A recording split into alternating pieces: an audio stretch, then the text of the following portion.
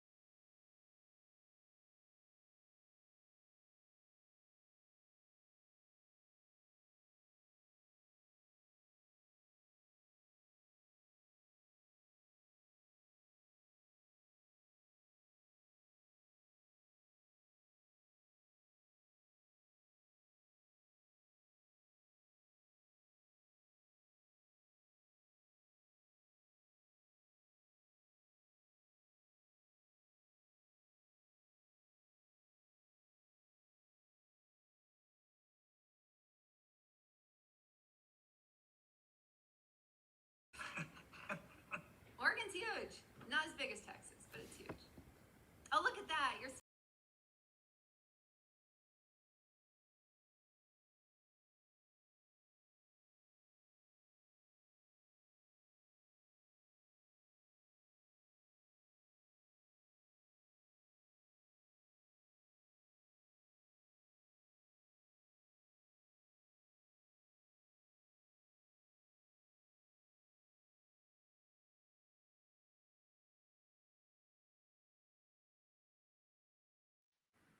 Test. really have to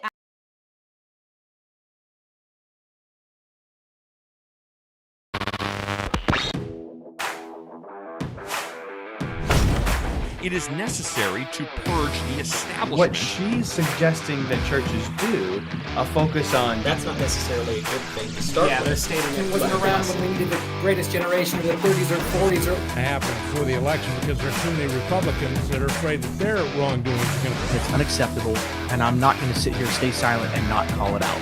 I'm calling out the With lies. rules for Thanksgiving. Who the hell is he to tell us what we're supposed to do? Do they think that we are so stupid that we will not notice and find out?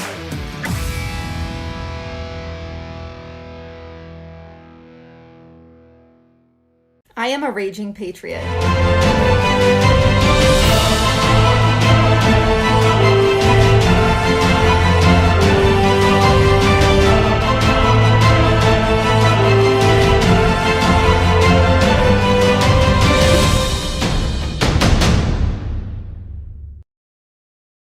Well, welcome to KSok Uncensored. As you may be able to tell, this week's focus is on the amazing state of Texas.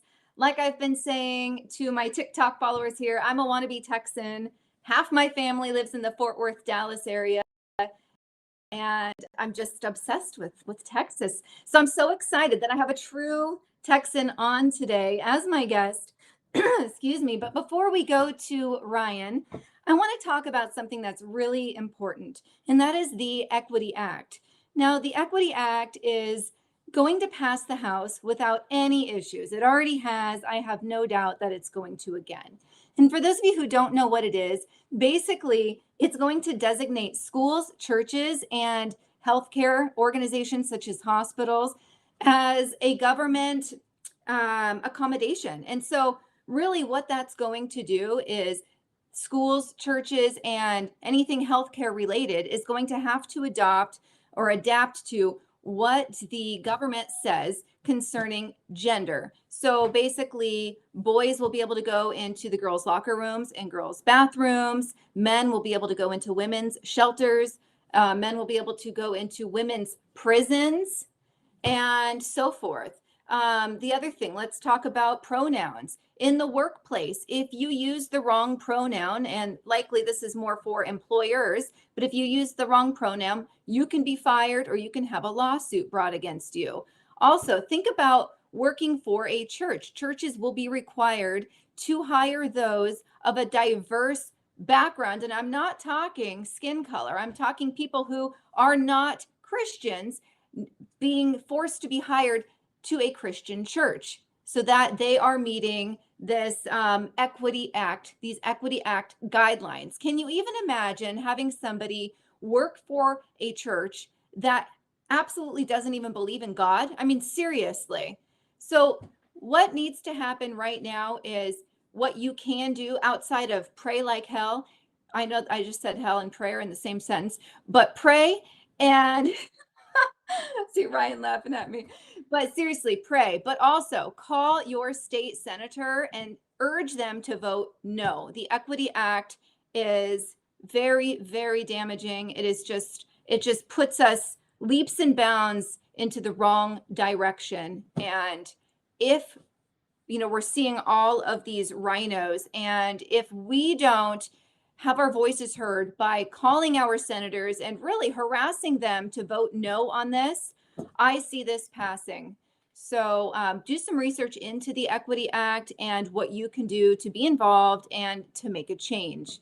I mean, I do a daily report that I post on my Instagram and on my YouTube. And just recently, I talked about how in the UK, they are coaching hospitals and healthcare facilities to no longer use the term breastfeeding. They're going to be using the term chest feeding. If that doesn't tell you what's in stake for us as concerning the future, I don't know what does. So unless you want that to be the norm, pick up your phone, shoot some emails out, and urge our state senators to vote no on the Equity Act. With that said, we have a jam-packed agenda, lots going on in Texas right now. I want to bring Ryan through and introduce you guys to him. Ryan, come on in. Howdy. Hello, sir. How are you? Howdy. Ryan is taking this call from his truck. It is his mobile office. Right? It is. Yes, ma'am. I love it. I love it. So Ryan, I really appreciate you coming on the show. Like, we've been talking for quite some time, and I just think you're a real stand-up guy. And actually, I'll tell you guys, the reason I even got in touch with Ryan is he has the best memes and political posts on Instagram. Claim to And fame. he has his profile. Your profile is set as private. And so I was like, damn it, can you make that thing public so I can share all this stuff without doing a screenshot? I might. Someday, we'll see. Maybe. But so that's how we got connected. But Ryan, I want to just start talking to you. Tell us about, I know you do something in contract work. I do. You're in the San Antonio area. I do. Tell us about yourself. I am a residential construction, primarily remodel renovations, and then, small home builder. Area I cover is just north of San Antonio, roughly, a good 30 miles out of San Antonio. We're about halfway between San Antonio and Austin. A lot of the publications you read will list my county as being one of the fastest growing counties in the nation. We just have a mass influx of people coming in, and it's a booming market over here as far as construction goes. To the point now to where people are just buying houses and then calling people like me just to make them fit their needs because there's just no houses on the market. Well, that leads me to something I wanted to talk to you about, and that is the fact that, we know, and you actually posted something saying that Gavin Newsom is Texas's #1 realtor for the year of 2020. He is that. And you have people coming over Cuomo's from not California. far behind him. Well, sorry, go ahead. I said, and Cuomo's not far behind him. We get a lot of New Yorkers coming in. That's wild. So you have Californians, New Yorkers. What other states are you seeing flocking to Texas? Surprisingly, I wouldn't think, but a lot of people out of DC, okay, Chicago, and New Jersey. Interesting. Okay, that makes sense. All left areas. It seems like most of them that are coming in are from the more conservative areas of those states: Northern California, upstate New York. A lot of, I guess you call it, a lot of the rhino types leaving DC. Okay. And then the rural areas of Chicago, Naperville, areas outside around the edge of Chicago. Okay. So would you say, so it sounds to me like what may be happening is people like me who live in a deep blue state, they don't necessarily have the values of what really the state represents. And so they are looking to move somewhere where their voice can actually be heard and their vote can actually count. Yes, they are. And amazingly, when they get here, we see the difference in them because they may be considered conservative in California or in Oregon or, Illinois, New York, wherever they're coming from, but they're not quite conservative when they get to Texas. It's a pretty big difference, actually. I can imagine. I definitely can. I mean, like we were visiting earlier with my styrofoam cups, and you were kind of noticing the difference in that. And, the people that come here, they notice that difference. And I'm like, it's a styrofoam cup. All right. Can you show the viewers your styrofoam cup? And the reason this stood out to me, you just don't see that here, at least in the Portland area. We don't have, drink out, do it, show off that. Sorry, drinking my sweet tea. We don't have that here. Everything is paper, and even straws. Like, you're totally shamed if you ask for a straw at Starbucks or a restaurant. Like, they're not even allowed to just give it to you. You have to ask for it. So when I see styrofoam, I'm like, wait, what? What was that? They just give you straws at random. I never use them, and I have a glove box full of them if you need one. Well, I'm jealous. Ship them on over. Yeah, no. Well, with that, do you see Texas turning blue? I see Texas. It's getting closer and closer being split down the middle. Used to your swing would probably be a 20-25% difference, positive for the conservatives, but now it's getting closer to, 8 to 10%. So the trend is going that way. It's going to take quite some time. but yes, I mean, with the onslaught of people moving in, come here with, seeking the no state income tax, seeking the freedoms and the more affordable housing and the affordable living. We have a kind of a saying around here: "Welcome to Texas. Check your politics at the gate." It's Amen. and but a lot of people that they're just not doing that, and you see that effect in Austin. Austin right down the road from me, about 40 miles. I tell people all the time, if San Francisco and LA got together and had a baby, it would be Austin. It's about as liberal as you can possibly imagine.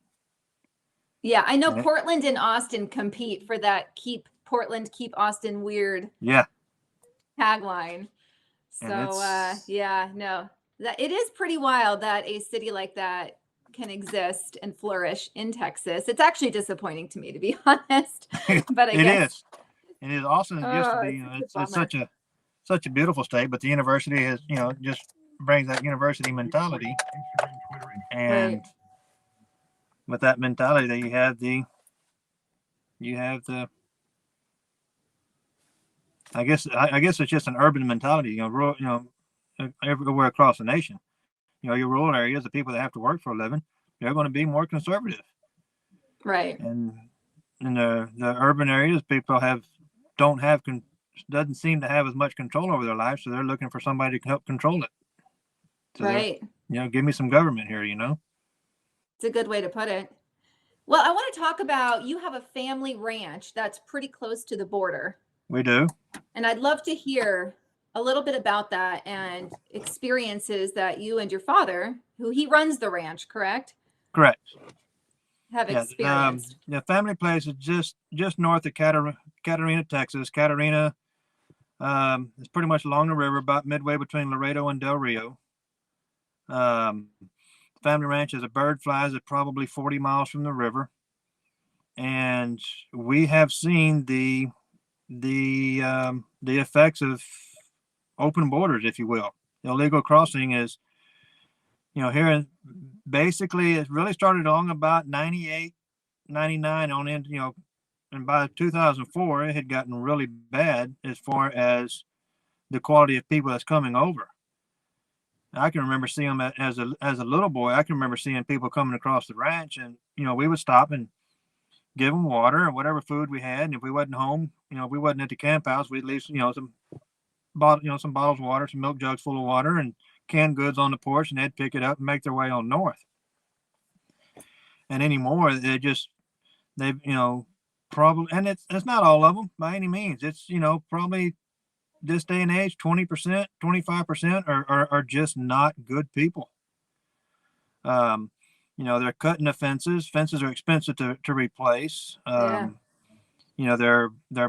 breaking the windows out of the camp house now to actually get into the camp house when they were never doing that before. They are tearing up the inside of the camp house, stealing everything they can find to steal.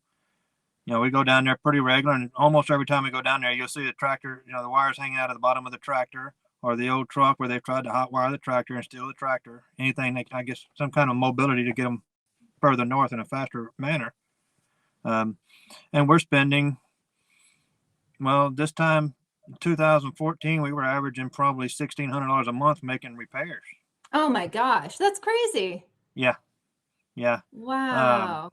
Now, in the last 2 to 3 years that we started seeing the progress of the border wall and the tightened border security, that it dropped down to closer to the $600 to $800 a month range.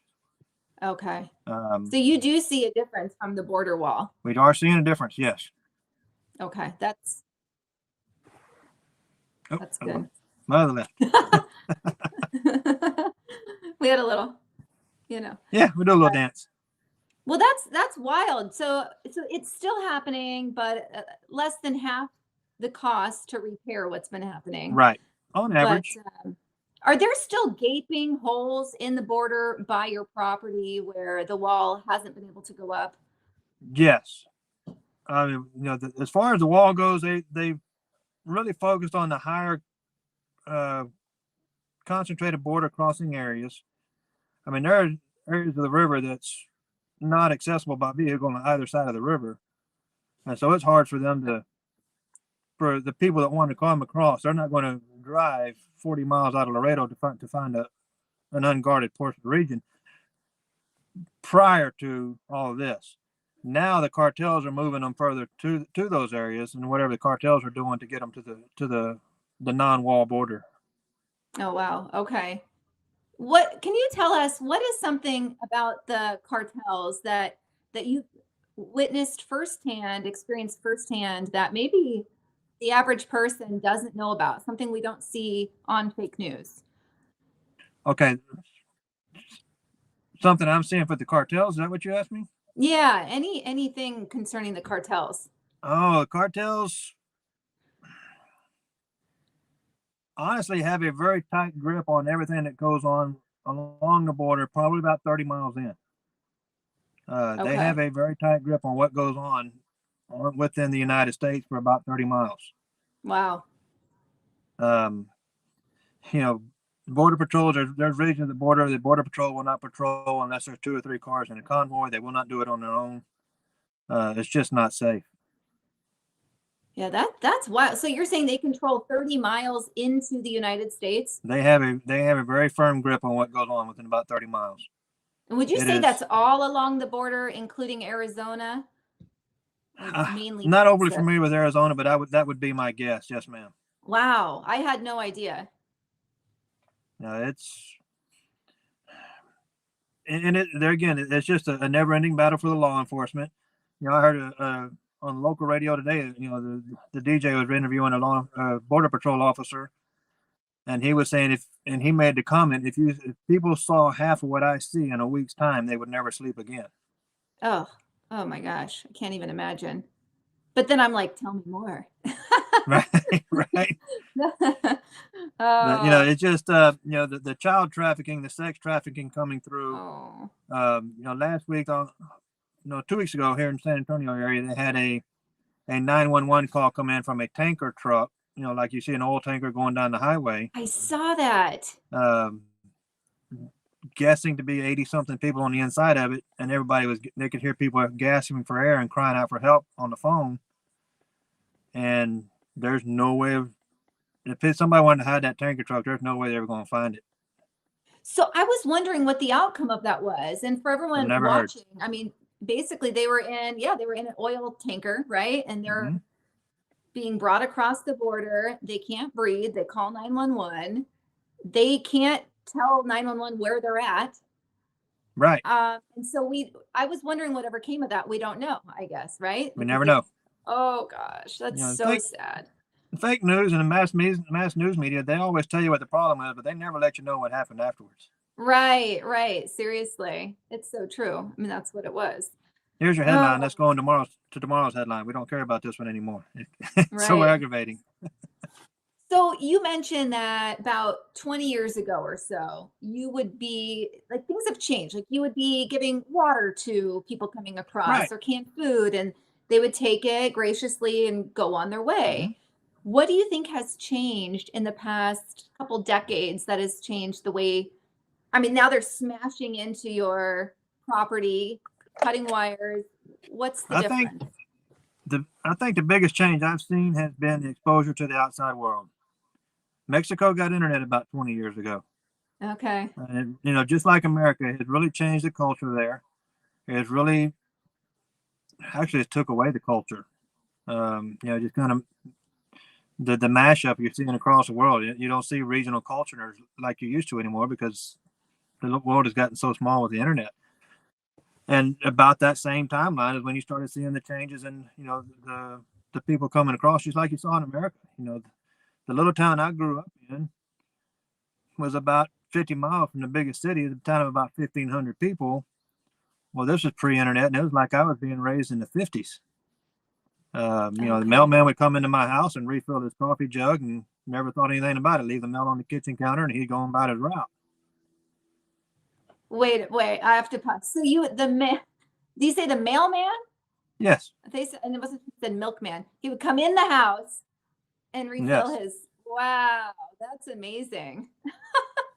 What a different world. Mom and Dad's lived in that house for 42 years, and they still don't have a key to it. Wow. Yes. That is so crazy. So if I seem off right now, it's because we have a delay. And I'm like hearing myself from 10 seconds ago. So I've been hearing feedback for about 5 minutes. I'm like, I don't know what's going on. We'll just party. Oh, no. Well, that is Have a drink. really interesting. Yeah. Yeah. What do you have in that styrofoam cup there, Ryan? All right. I need to know, what do you think about Ted Cruz going to Mexico? And I'll just stop there. What do you think about him going to Mexico during the winter storm? My thoughts on Ted Cruz. He's a very smart man. He is not a plumber. He's not an electrician. He is not a lineman. I don't need him to come fix my house in a freeze. Right? If he can go to Mexico, go to Mexico. Why not? He's not going to do me any good if he's here. Exactly. That's what I thought too. And he was there less than 24 hours. I know. mean, He there's wasn't even there people. long enough to get drunk. I know. What a disappointment. The thing also, do you see that there's some liberals that have paid this mariachi band to play in front of his house for hours on end? Yes, I've Are seen you that. serious? They brought Mexico to him, even though he flew home because of their perception. Oh, good Lord. Yeah. Yeah, but my question is we have our liberal Congressman Lloyd Doggett, the Honorable, how does Rush say it? The Honorable Sheila Jackson Ali. They're not in Texas. They're in their apartments in D.C. when all this is going on. They're not suffering without power. Nobody said a word about them not being here. Right. If Ted Cruz had been in D.C., nobody would have said anything about him. What difference does it make? It's so true. I know. It's so frustrating. And he's like he has really proved himself with me. I'll be honest, in 2015, I thought he looked like a used car salesman. I wasn't a huge Ted Cruz fan in 2015. And then just recently, he's really proven himself to be a true patriot. Mm-hmm. I don't think there's anything rhino about him. And so I'm really proud of him, because that is very difficult to do these days. So I think you guys lucky to have someone like him. And it's a real shame that we have a people are really gonna good hang senator in Ted Cruz, and we have a really good rhino in John Cornyn. What about Abbott? Abbott, our governor. Abbott is really good. Bad joke. Poor man's in a wheelchair. I'm pretty sure he's really good at having his left wheel on the conservative side and his right wheel on the rhino side. He rides that line very tightly. The man spends more money than Obama, and wow. he's just he has good intentions. He has good intentions, but he's not a conservative. Yeah. I think he's I did a survey yesterday. I think he's a swamp creature. One of the Texas Instagram pages. Do I think he's a swamp creature? 73% said yes. He's How did been I compromised. miss that survey? What's that? How did I miss your Instagram survey, your Instagram poll? I didn't post it. I was commenting on somebody else's. Oh, got it. Okay. I think he's been compromised. The way he latched on to the shut down the bar and nightclub industry with this COVID thing, he has decimated that industry. Will not let them reopen. And that's just not a free market conservative type value. Like I say, he spends money out like crazy. My personal opinion with the recent freeze, the winter storm we had last week. Right.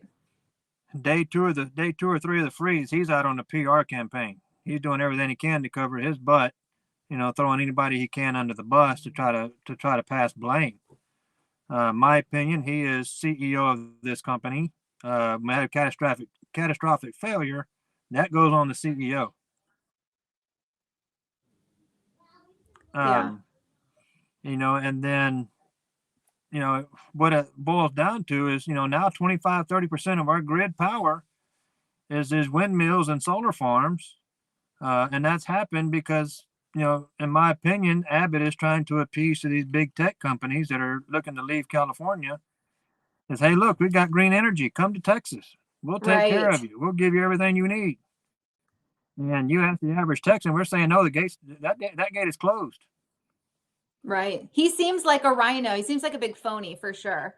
He really has, seemed to become that way. And,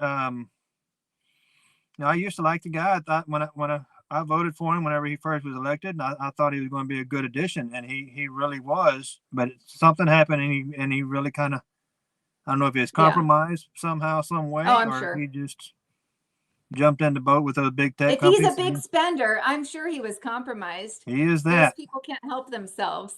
He is all a right, big Ryan. spender. Well, I appreciate you so much coming on the show in your mobile office, drinking your styrofoam. Thank you. You represented Texas well. You're a true Texan, a true patriot. And well, all right. I appreciate you very much. Yes, ma'am. And I'll see you in June when I go to Texas to visit. Yes. KSok Live from Billy Bob's. Yeah. Woo. That'd be great. There you go. You have a great night. All right. Y'all too. Have a good evening. Thanks, Ryan. Bye. Bye-bye. Well, thank you so much for tuning in for our segment about Texas. Ryan really represented Texas well.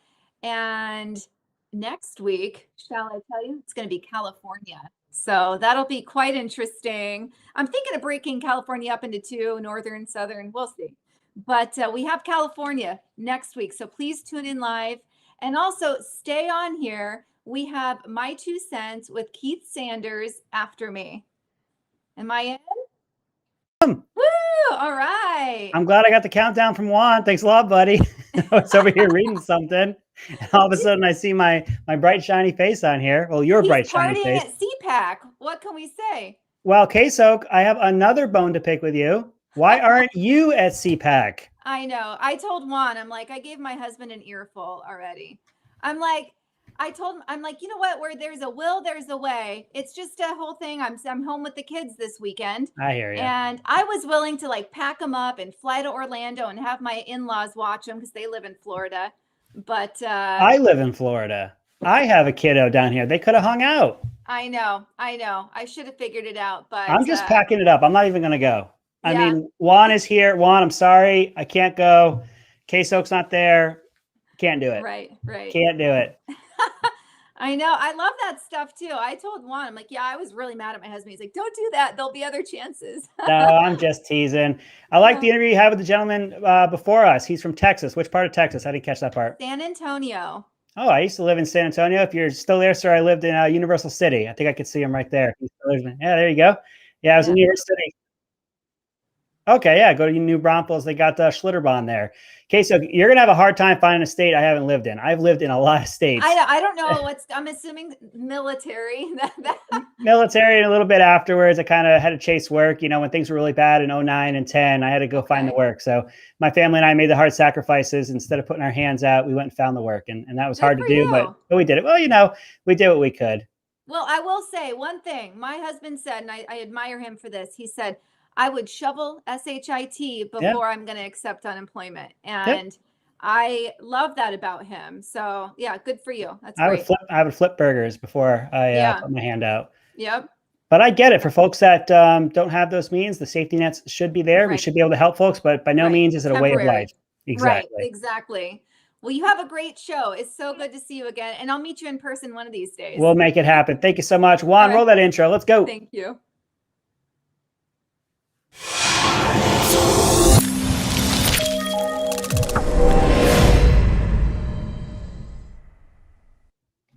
Good evening. Welcome to tonight's episode of Here's My 2 Cents with me, your host, Keith 2 Cent Sanders. This is a bit of a surprise tonight. We were planning to get together. If you heard us just talking before we got started here, we have CPAC going on. We're going to go a whole bunch into CPAC. We're going to talk about it a whole lot. We were looking at things a little bit differently up until about this morning. So we decided kind of at the last minute to put together a show. Juan, the producer, said, Keith, if you want, put something on, just don't go killing yourself. And you don't have to make it perfect. And then he, of course, finished that up and said, I know that's really hard for you. I'm not saying I'm perfect. I'm saying if I'm going to put out a product for you all, I'm going to give it my best shot. And we have a lot of really, really good topics to talk about. But I really want to nail down, we're going to get into it some more later. I really want to nail down CPAC. I've been putting out the word on my social media. We're going to talk about that a little bit. And let's just break into it a little bit before we get into my 2 cents. So CPAC is the Conservative Political Action Conference. It is what sets the tone, the pace, the agenda for the conservative movement going forward. Now, if you want to be a Republican, you best be here and you best be supporting it. This is what's known as the base. And everyone needs to know and everyone needs to understand, as much as Cheney and I think Kinsberg is his name and McConnell and others, the base are Trump supporters. And you better believe that and understand it. And I'm going to get into more of that a little bit later on how I know. I have a bit of anecdotal evidence and a little bit of metrics that we could talk about on that. I've had a lot of people asking me, what is CPAC? Normally, a little bit of coverage when Trump goes, which he's been asked to go before, and he's going to this one. And who else is going? Right America Media, your boy 2 Cent. Juan is going to be there. We have Josh Barnes coming down. We've got people coming in from all over the place. We're all getting really excited. It's going to be going Friday, Saturday, Sunday. We've got DeSantis kicking things off tomorrow. We got Don Jr. He's going to highlight things on Saturday. I'm going to get into more of what, Don Jr.'s got Friday. On Saturday, I'm going to get more into what that will be about a little later on. I think you're going to like that. And then, of course, on Sunday, the man, number 45, is going to come speak at CPAC. Now, where can you find it? Really hard to find it because nobody wants to show it, like I mentioned. However, you can find it on ramtv.live, rightamericamedia.com, search for Right America Media on Facebook, and you can follow me, Juan, drop it at the bottom. I hope you're ready, at 2 Cent KSJ. We're going to be going live throughout the day. You can find it on all those places I already mentioned. You can find it on my TikTok. I think that's going to be a lot of fun. I've had a lot of people reaching out, asking questions, asking me to ask questions. We're going to go live. You'll be able to interact with me while we are there. If we're in the middle of an interview and I'm live and you ask me a question, I'll ask that question for you. I think that's a great way to do this, maybe a representative way of doing things. Crazy ideas, I know. We're going to be live all weekend. I'm really, really excited about it. I'm super fortunate. I live here in Florida. I'm actually not that far from Orlando. And I am just absolutely ecstatic. And we're really, really looking forward to it. So who are some of our more major speakers? Because there's going to be a lot throughout the whole weekend. Ted Cruz, who you just heard them talking about in the previous. We got Hawley, DeSantis, Don Jr., like I mentioned, and the man number 45. And again, it's going to be all day. Now at night, we're expecting to be doing what we call roundtable discussions. We're going to be able to get some of the talent together. Well, me and then some of the other guys. We're going to get together. Jokes aside, guys, you can't get mad at me. We're going to get together. We're going to talk about the big topics of what we saw, what we didn't see, what we expect on the next day. I think it's going to be a lot of fun. And I'm actually going to be doing some interviews of our people sort of on the side. I've got a little project that I'm going to be putting together. I think you're all going to like that going forward. If you've seen me appear on other people's podcasts in the past, you know that I like to shake it up a little bit. I know people use that term. It's a little bit overused. But here at Right America Media, while we're all conservatives, we're all not down the straight and narrow path of just one line. I like to get in there. And when I hear everyone sort of pushing the same exact thing, I'll play a little devil's advocate. I'll have a little fun with them. I'll poke and prod a little bit. And I tend to kind of come in from a little bit different angle. And I always find it, flattering when I get a So if I can get a solid out of one of my questions, I'm going to call it a success. Okay. CPAC aside, because we have to hit it again later. And all of that out of the way, let's get into the meat of this week. Things go from bad to worse for your boy Cuomo. The media ignore it. Biden bends a knee to the teachers' unions. Fauci continues to flip-flop. And like I said, it's time for CPAC. So all that being said, here's my 2 cents on the media just being the worst. Now, I was trying to think of the topic for tonight, and as I was going through my notes, and as I was going through the topics I wanted to talk about, I just kept coming back to that cliche, and I didn't want to say it. I didn't want to say the media is just the worst, but they left me no other choice. It is just getting worse, and I'm not going to sit here and just complain about it. We're going to go into depth on this. I want to talk about this some more. I don't want to just scream and yell and rant and rave and talk about how they twist and distort. We're going to talk about what we can do about it. I think a lot of times you get conservatives, they get really frustrated, and I understand it. They get very frustrated and they rant and rave, like I said, and it's okay to lament. It's okay to be frustrated.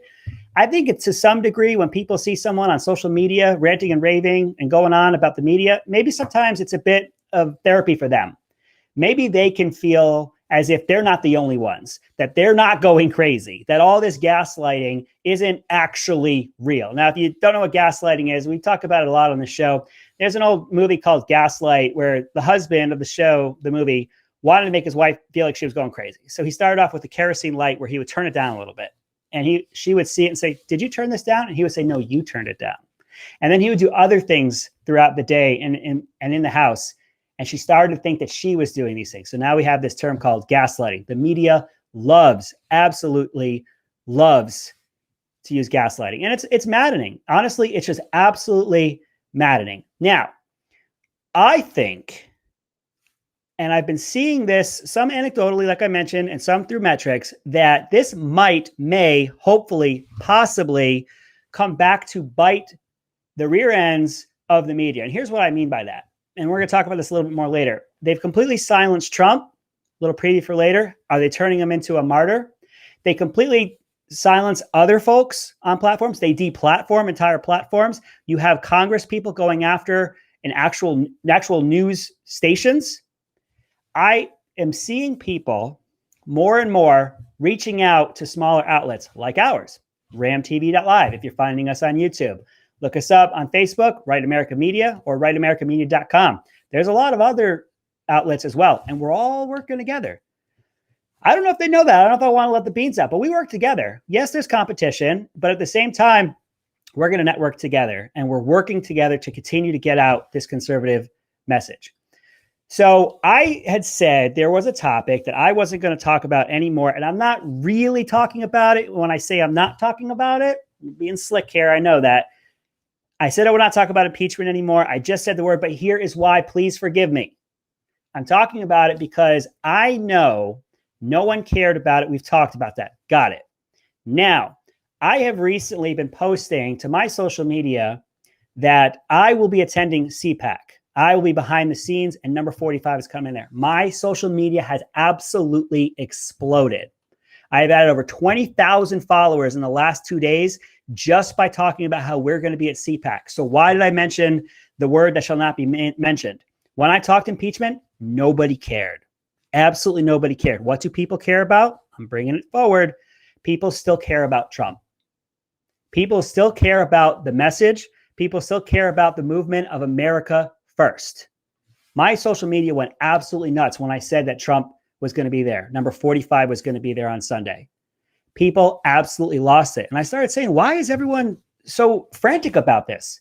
Because you can't find anything on him.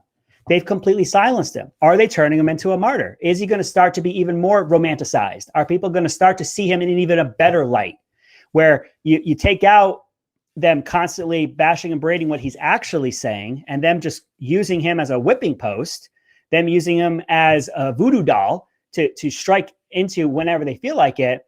And it looks like people are starting, as I said before, to seek out different places because Trump is not gone. The message of Trump is not gone. We are the base. We're going to make this point throughout. We are the base. The conservative movement is Trumpism, if you will, and we are going to be the base going forward. We're going to move from Trump, everything isn't Trump, to the antithesis of Trump. Antithesis, big word of the day. Who was the antithesis of Trump last spring, throughout the summer? Of course, the great Andrew Cuomo. We can't let this go. I have pledged to you, I'm not going to let this go. Let's go back a couple weeks. I had said at the time, I don't think that this was going to get the coverage it needs and deserves. I'm right and I'm wrong. I'm right because CNN and all the other outlets have completely ignored it. They gave it a little bit of fresh air, and then boom, they went after Ted Cruz. They went after Ted Cruz. They said, look at the shiny object over here, thinking that the news cycle would just continue to sway over to Cruz. Not so fast. You have actual Democrats from their state, from their city, coming out even more. I have mentioned how absolutely slick Cuomo has been in his use of language. He's getting accused of a cover-up. He said, I didn't cover anything up. I just haven't told you yet. He said, we have said, you're not being honest with the numbers. He said, I've been honest about all deaths in nursing homes and hospitals. Yes, when you put those together, that's a factual statement. But what you're leaving out is that they got COVID in the nursing homes where you told them to go back in. Been very, very, very slick and very selective with his language. I mentioned they also wanted to use the shiny object of Ted Cruz. Look over here. But you now have stories coming out from Democrats saying that there's allegedly threats and aggression aimed directly at those within his own party with whom he is upset. If he has felt allegedly that they are not pushing the narrative that he wants, that he has been threatening their careers. Okay, that got a little bit of attention, but not enough.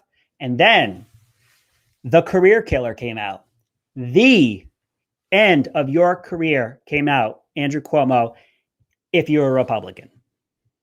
If you're a Republican in a red state and you got accused of sexual harassment, borderlining on sexual assault, all alleged, your career is over. There was once upon a time the left who told us believe all women or just don't talk about it. Believe all women. No woman would lie about these things. I'm making no commentary about anyone who has ever been sexually harassed or anyone who's been sexually assaulted. Anyone who has been, you need to seek out the authorities if and when you are ready, and you will be believed, and there will be an investigation, and there will be due process. I don't want the conflation to be here that I am unsympathetic. I can talk about the approach and I can talk about the hypocrisy, and I'm focusing on the hypocrisy. There was once said, believe all women, they wouldn't lie. What happened to Me Too? What happened to that? To her credit, Rose McGowan, who's no fan of Trump, has gone after people on the left as well. So to her credit, if she sees that anyone has been inappropriate, she calls them out. She has some weight. She has some voice. So kudos to her. If she's going to continue to apply that equally, I can support that. I cannot support the hypocrisy. And there's hypocrisy right now in silence. Hillary Clinton, not a word. She was a senator from New York. Not a word. Not a word. Nothing. Kirsten Gillibrand, senator from New York, not a word. Nothing. No one in these female leadership positions have said anything about this. You have a sexual assault allegation against a sitting governor of New York, nothing. Here's another one. Where are the feminists? Where are the feminists fighting for equality in the workplace, a safe environment in the workplace, respect in the workplace? Where are you? Where are you? Why does it only ever go one way? Why do I ask silly questions like that? It's maddening. This, again, is why the media are the worst. Another reason they're the worst, Cuomo was the greatest of all time. He was the antithesis, as I've mentioned, to Donald J. Trump. He was clear. He was concise. He had a plan. He was truthful. He was honest. They were calling themselves Cuomo-sexuals over the spring and into the summer. There was also someone who said that he was the gold standard. But don't take it from me. Let's hear it from the man's mouth himself. Juan, can you please play for me cut 4? I want to turn to another controversy that raged this week. Andrew Cuomo under fire for allegedly not being transparent and misleading on the number of nursing home deaths in New York. Last spring, President Biden cited Andrew Cuomo as the gold standard for leadership during the pandemic. Take a listen. Your governor of New York's done one hell of a job. I think he's sort of the gold standard. So now we've seen that Governor Cuomo has allegedly undercounted nursing home deaths, misled legislators in New York, and he called New York Assemblyman Ron Kim, raising questions, basically threatening to destroy him, I think was his actual words. So does President Biden still consider Andrew Cuomo the gold standard when it comes to leadership on the pandemic? Well, John, we work with Governor Cuomo just like we work with governors across the country. He's also chair of the NGA. So he plays an important role in ensuring that we're coordinating closely and getting assistance out to people of his state and to states across the country. And we'll continue to do that. And there, of course, will be a process. The investigations will leave that to others to determine the appropriate law enforcement authorities to How meta was that? We had a cutaway inside of a cutaway. I absolutely love technology. It's fantastic. He's the gold standard. When asked directly and clearly if he was still considered the gold standard, a non-answer. A lot of words were said. A complete pre-canned answer was shot out. Well, we have to work with the governors. Yep, not my question. We're going to continue to work with all the governors. Yep, not my question. He's the head of the NGA, the National Governors Association. Not my question. That goes into how the reporter even approached it. Let's leave out the complete lack of transparency. Let's leave out any accountability. Let's leave out that Jen Psaki and the media have told us time and time again, there's nothing but truth and honesty that's going to come out of this White House, because there's nothing to look at, right? There's never anything to look at. We're going to have truth and honesty. Did you see how the reporter was reluctant? And you could see him as he's reading this question, trying to find a way for it to land a little bit softer, for it not to hit quite as hard. He didn't want to ask that question. He was downright apologetic. There is no accountability in our media. You need to find alternate sources such as ramtv.live, Right America Media, and other smaller outlets. Seek it out. Find it. We're here. Stick here with us. Let's take that exact same scenario and apply it to the last administration. This exercise is going to get old, I know. However, put Kayleigh McEnany in that seat. We have to make this point to some degree, and at some point we'll continue to move forward, but it's too fresh. They haven't been in office that long. I think a little over a month. Put Kayleigh McEnany in that situation, and she gave a non-answer like that. First of all, the reporter wouldn't have started off by being apologetic. The reporter wouldn't have been looking through his notes trying to find a softer way for that to land.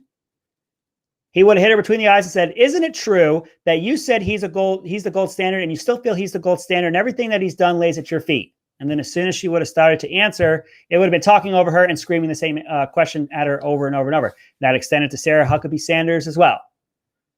Nothing, absolutely nothing about them is objective. Now, of course, this isn't new, and I've been talking about this a little bit already, saying, how many times are we going to say this? Are we surprised? Should we really be taking the time to compare it back? Well, we can't forget.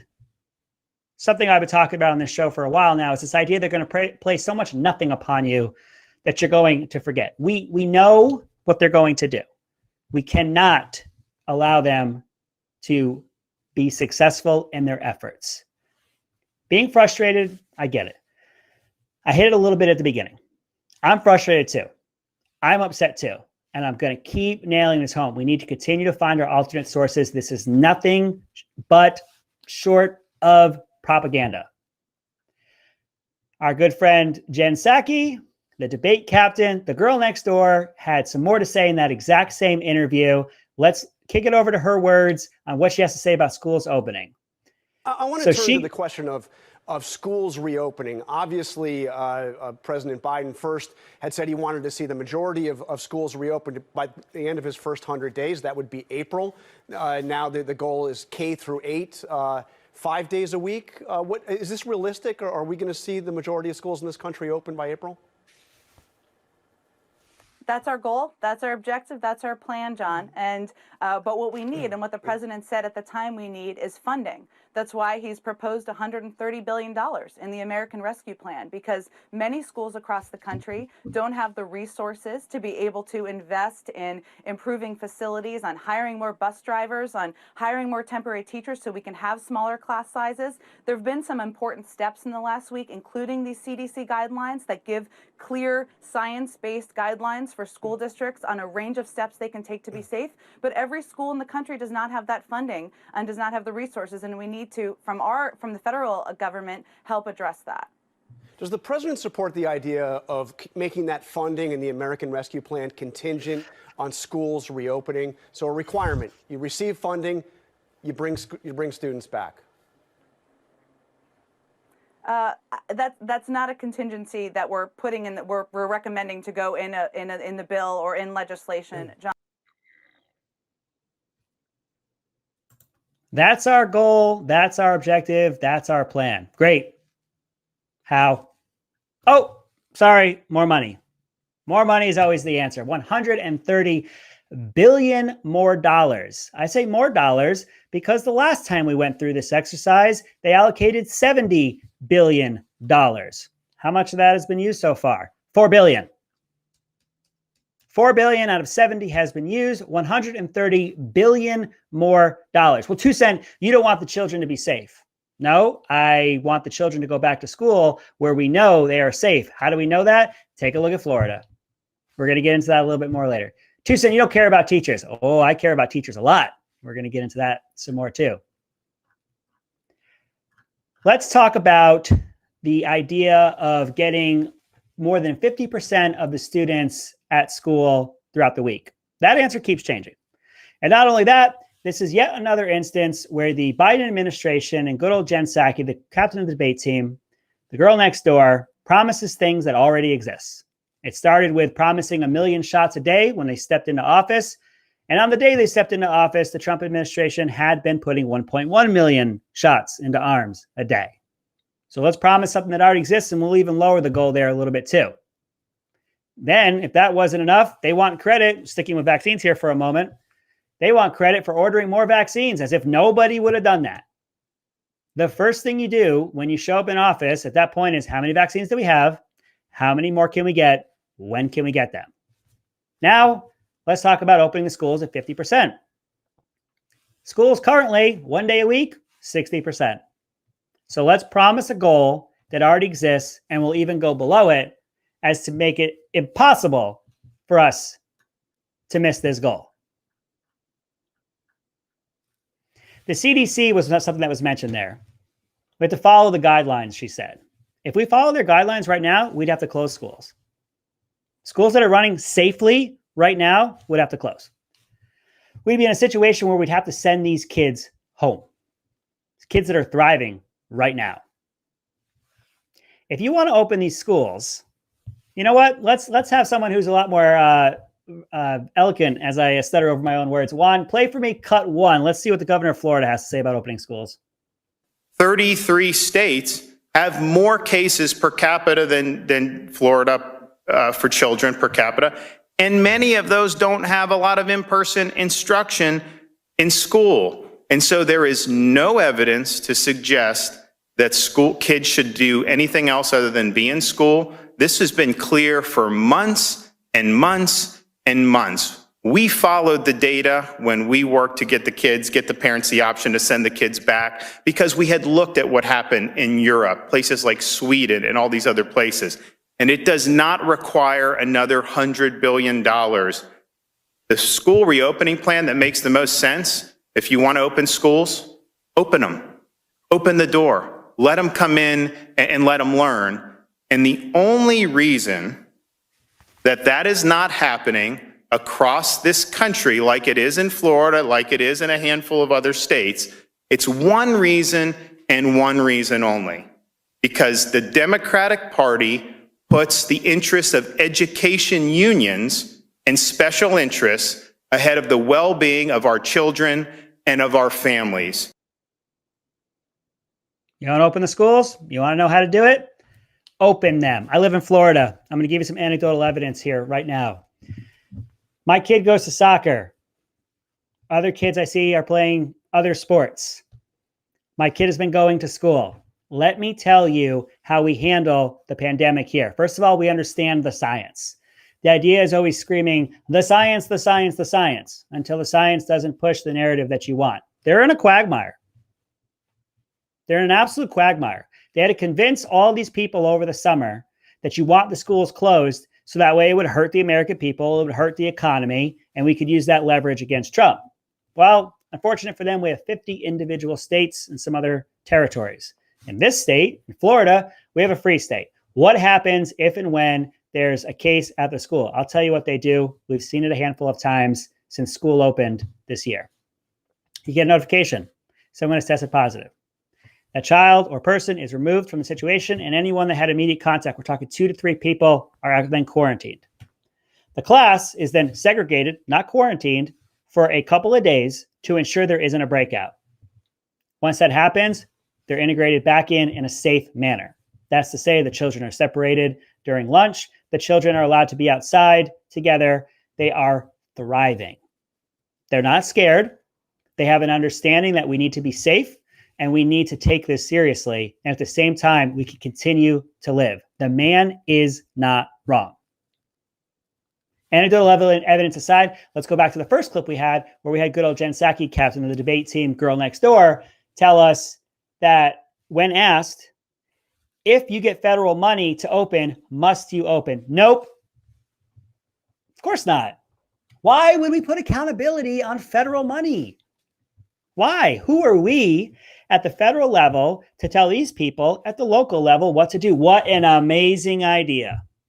What an amazing idea to not have a top-down approach where you in DC tell folks in Duluth, Minnesota, or North Clarendon, Vermont, how to run things. But it's only one way. It's only in the sense of here's your money, no accountability to go with it. I think this goes directly into the idea of the pull that the teachers' unions have. I want to have a tough discussion about that. I have great respect for the teachers. It's a hard job. For a lot of people over this last year of trying to homeschool, I think a greater appreciation has been found. It's a hard job. You may have a good kid. You may have a smart kid. You may have a kid who has a learning disability. You may have a kid who needs help in their behavioral development. And you have that whole wide gambit, 20, 30 of them in a classroom. It's not easy. And I understand that. I want to go back to when I was a kid. These gray hairs will let you know I went to elementary school way back in the 80s, way back in the 1980s. I remember the teachers were invested in you. I felt like they knew me, like they cared. You might say maybe that's because of where I grew up. It was a small town in Connecticut and then later on up in Vermont. Maybe it's because of when I grew up. I really feel that things have changed. I have two older children that are almost, I can't believe I'm going to say it's almost out of the house, both of them. And I've seen their experiences and that they are different than mine. And I have a much younger child now. And again, I want to nail home, I don't have animosity necessarily towards teachers. I have an animosity towards these unions. The unions, which represent the teachers, are demanding they get to the front of the line for the shots. No. Full stop, period, dot, no. The most vulnerable get the shots first. Our elderly with underlying conditions, our elderly in nursing home facilities. Our elderly get the shots first, done, full stop. This is a demand by these unions to kill any negotiations. They know they're not going to get that. We can't get that. It would be irresponsible. It would be wrong to do it. DeSantis, who you've seen there, he's catching all kinds of hell because he has the audacity to prioritize elderly, to prioritize Holocaust survivors. And you want to know why? They happen to be white. We have a lot of retirees down here that come from blue states like New York. They come down here and they retire. And then folks want to split hairs, pull that apart and say, you're doing it because they're white. No, we looked at the paper. We looked at the science, which you're constantly screaming about. And we said, who are the most vulnerable? The elderly. Our elderly population happens to be white. We must get the elderly population inoculated first. How disgusting is it for you to hear that people want to prioritize based on race? Race is not a factor in who this kills. You have almost zero chance of this killing you if you're under 20. You have I think it's 0.005 chance of this killing you if you're 20 to 30. And you'll never even get to even 1% at any level until you're over 85. Now, that being the case, it's detrimental. It's serious. It's heartbreaking for those that have lost loved ones. There has to be a prioritization system in place. And the prioritization has to follow the science that you are screaming about all over. So the teachers' unions are out here pushing for something that just isn't going to happen. They want to keep yelling for us to scream the science, which I'm really, really beating over the head. We're going to beat this horse until it's glue. You don't want to follow the science. You want what you want, which is more control. You want what you want, which is more say in what's happening. I have a lot of people who have reached out to me in my social media, and they say they feel that their children are being held hostage. They also feel conflicted, as do I, that people have a great deal of respect for the teachers, but they're starting to feel an animosity towards them and their unions. That's a really tough spot to be in. And I said, we're going to have a tough conversation about it. Sometimes we have to have these tough conversations. We can both simultaneously respect our teachers and ask for an accountability and realistic safety measures. I cannot accept you, a 28-year-old healthy person, skipping the line to the front and getting in front of anyone 65 and over with an underlying health condition. I cannot and I will not support it. The science has not shown us that any teachers have died from contracting it from a child. It's not there. Children do not get a large enough viral load to pass it on, and when they have, it has not been a situation where a teacher has died. Instead, you have a hierarchy of the woke being pushed down upon people. We're going to skip the line. We're going to change what's considered most at risk. We're going to ignore where the science tells us what we should do. I want to reference for you real quick an article in the New York Times, of all places. They actually had the audacity to report objectively, and I want to get over to that for you real quick. All right, so we had a Times reporter who wrote about how the Democrats have been approaching school. And they are, in their article, they have said, many Democrats seem to be more suspicious of in-person schooling last summer when President Donald J. Trump was calling for it. We shouldn't let ourselves be driven by ideology rather than science. That's from Nicholas Kristof of the New York Times. He continues to go on to say, he notes that at least one Democrat, Rhode Island Governor Gina Raimondo, I hope I'm saying that right, pushed for schools to reopen in her state, and kids there are better off because she did. Elsewhere, however, he continues, millions of the nation's school children have missed in-person learning for many months because of coronavirus and the mitigation policies, a situation that may result in permanent damage, both to the children and our future, Kristof writes. The blunt fact, he continues, is that it is Democrats, including those who run the West Coast from California through Oregon up to Washington State, who have presided over one of the worst blows to the education of disadvantaged Americans in history. Who is he talking about when he says disadvantaged Americans in history? He is talking about the minority group in this country, African Americans, Hispanics, the minority groups, the ones that they're constantly saying they advocate for. Your policies, yet again, have put the minority groups that you say you advocate for in danger in some situations and at a disadvantage almost in all situations where people are being affected at a greater rate. Let's move from preferential treatment from the media to preferential and downright propaganda related to our favorite and the bestest doctor ever, Dr. Fauci. Okay, let's go back. We got to go back to the beginning. If you could raise your hand and tell me you knew who Dr. Fauci was before March of last year, I will be absolutely surprised.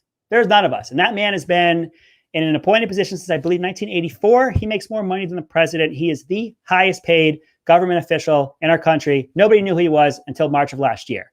Then he became a household name, and he threw out the first pitch at a Washington Nationals game, and he was on the cover of InStyle magazine. Why is a doctor from epidemiology on the cover of InStyle magazine? Because he was looked at as, again, big word of the day, antithesis to Trump. Whereas Trump was saying crazy things like drink bleach, you had Fauci telling you to wear a mask. This person, I'm done with him. I'm done with him. He continues to prove that he's, if he wasn't before, he's a political hack now. We've talked about it previously where Kamala Harris, she's not president yet, but the soon-to-be president, Kamala Harris, was saying that their administration has been working from scratch since they got there. Fauci originally said, no, that's not true. Yeah, that's true, because the plan really was kind of vague. The man has to flip-flop about every other day because he can't seem to say no to an interview. You're not a politician, sir. You don't have to go out there and campaign. Everyone loves you because you were against Trump. If you could go back to being quiet and not confusing people, I personally would greatly appreciate it. I would really like for that to happen. I'm done with the flip-flopping. And if you don't believe me, let's go ahead, pull up cut 2 for me, Juan. Let's see him in action. Right now, at this moment, there is no need to change anything that you're doing on a day-by-day basis. But as soon as it became clear that there was community spread then it became clear that we were in real trouble. When was Because that? When was that? Well, that was probably towards the middle to end of January. Right now in the United States, people should not be walking around with masks. Putting a mask on yourself is more to prevent you from infecting someone else. And if everybody does that, we're put this each show together in protecting 10 each minutes. other. If one mask is good, 2 masks are better. Follow me. Follow me. We had a timeline there. It was pretty quick. I want you to follow me. I wrote it down. On February 29, 2020, he said no need to change. No need to change on February 29th. On April 12th, he said they knew in early to mid-January that it was community spread. He was telling us in February, don't change anything, but he knew a month before that it was community spread. On March 8th, I wrote this down. On March 8th, he said, don't be wearing a mask. Don't be wearing a mask. This, he has come out to say later on, was what would be considered a noble lie. What is a noble lie? He didn't want people running out. And he has said this, and I couldn't find a clip of it. I wish I had. He has said he didn't want the general public rushing out to get the protective equipment, including masks. So he told what's known as a noble lie. He had to fall on that sword, say something that wasn't necessarily true because the outcome was good. Okay, is that your job? Is that part of your $480,000 a year job that you set this sort of policy unilaterally, that you can look at a situation and say, these people should be able to get it and these people shouldn't? I feel that might not be your job. I think your job might be to give facts and science. Now, sir, I don't mind if as you find things out, your opinion starts to change. I don't mind that. If you are forthright, truthful, and honest with us, I think this is something that we as the public could accept. But at the same time, we're not dumb, sir. We have the internet. You may think we are. Others in your profession, others of that side may think that we are. But, sir, we are not. Now, should Frontline get it? Sure. Should an unelected official shape and mold and drive that narrative? That's insane to me. That is absolutely insane. I am ready for this man to go back to his very scientific job where he can do very, very scientific things. I do not think this is somebody that we need out front every single day. They want to go on and on and on about how the Trump administration couldn't get one cohesive answer out. And you have one person across 2 administrations now who can't get one cohesive answer out. Is he lying to me for some noble purpose going forward? I don't know. Is he telling me the truth? I really don't know. Is he pushing up a political narrative? I don't know. Is he going out there so he could be on the cover of InStyle magazine and throw up the first pitch to the Washington Nationals? I don't know. I do know I don't trust him. I know I don't trust that person anymore. And if you do, please, by all means, we can't talk about media coverage and then being the absolute worst if I can't bring up a really specific example. So let's go ahead and talk about a very specific example. If you've heard of Marjorie Taylor Greene, she's a freshman congresswoman. So I guess it'd be fresh woman congresswoman. Is that more politically correct? I feel like it's not. So freshman congresswoman Marjorie Taylor Greene from Georgia, who's gotten herself in some hot water with some of the things she has said. She was removed from one of her councils or one of her committees, for a better word, if I'm going to use the right word. She has been ruffling some feathers. I want to read for you. I'm going to go to a CNN article, and I want to show you the difference in how she's treated. So there was a situation where there was another congresswoman who had done something, which we're going to get to in a second, and then Marjorie Taylor Greene. So this is how the article is actually written now. The antagonizing move by Marjorie Taylor Greene comes as the House is expected to pass the Equality Act, a bill that would ban discrimination against LGBTQ Americans. Later that day, after the Georgia Republicans' attempt to block the act had failed on Wednesday. So what's the antagonizing move that she had done? She hung up a sign. How dare she? How dare she? She hung up a sign that reads, "There are 2 genders, male and female. Trust the science." Now, follow me here. This was at the beginning of the article where it said the antagonizing move. So the one who antagonized the situation, who started the situation, according to this article on CNN, which is written, I'm trying to catch it for you. which is written by Chandalis Duster, if I'm saying her name correctly. I hope I have. It is telling you, it's not insinuating. It doesn't want you to infer. It is telling you outright the antagonizer in this situation was Marjorie Taylor Greene. Now let's go on a little bit later. This sign was hung across the hall from another representative named Marie Newman, whose daughter is transgender, the article goes on to say. And this congresswoman had posted a video on Twitter of her hanging the pink and blue transgender pride flag outside of her office, which faces Marjorie Taylor Greene's. Then she captioned it below that said, because she believes prohibiting discrimination against trans Americans is disgusting, immoral, and evil, thought we'd put up a transgender flag so she can look at it every time she opens her door.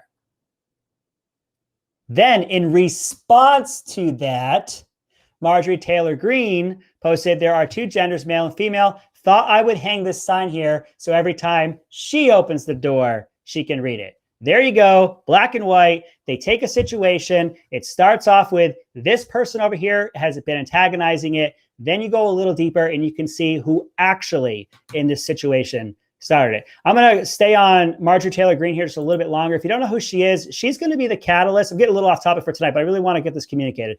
She's going to be the catalyst from the left. And by this, I mean, we're used to seeing pretty negative coverage when it comes to AOC. So AOC is our catalyst on the left. That's where the media, the right-leaning media, will point to AOC and want us all to believe that all Democrats are AOC and has as wildly left ideas as she does. And they want to paint the whole party as that. I get it. We do that. So now the left and everyone from the media, of course, has the same thing in Marjorie Taylor Greene. So they're going to paint you as her. When she says something that's off color, that's not right, that's you. When she says something that's conspiratorial, that's you. And I want you to understand, you're going to see that name a lot. Now, for her, she has her own constituents. She has people that she has to be held accountable to. If that's what they sent her to do, that's what they sent her to do.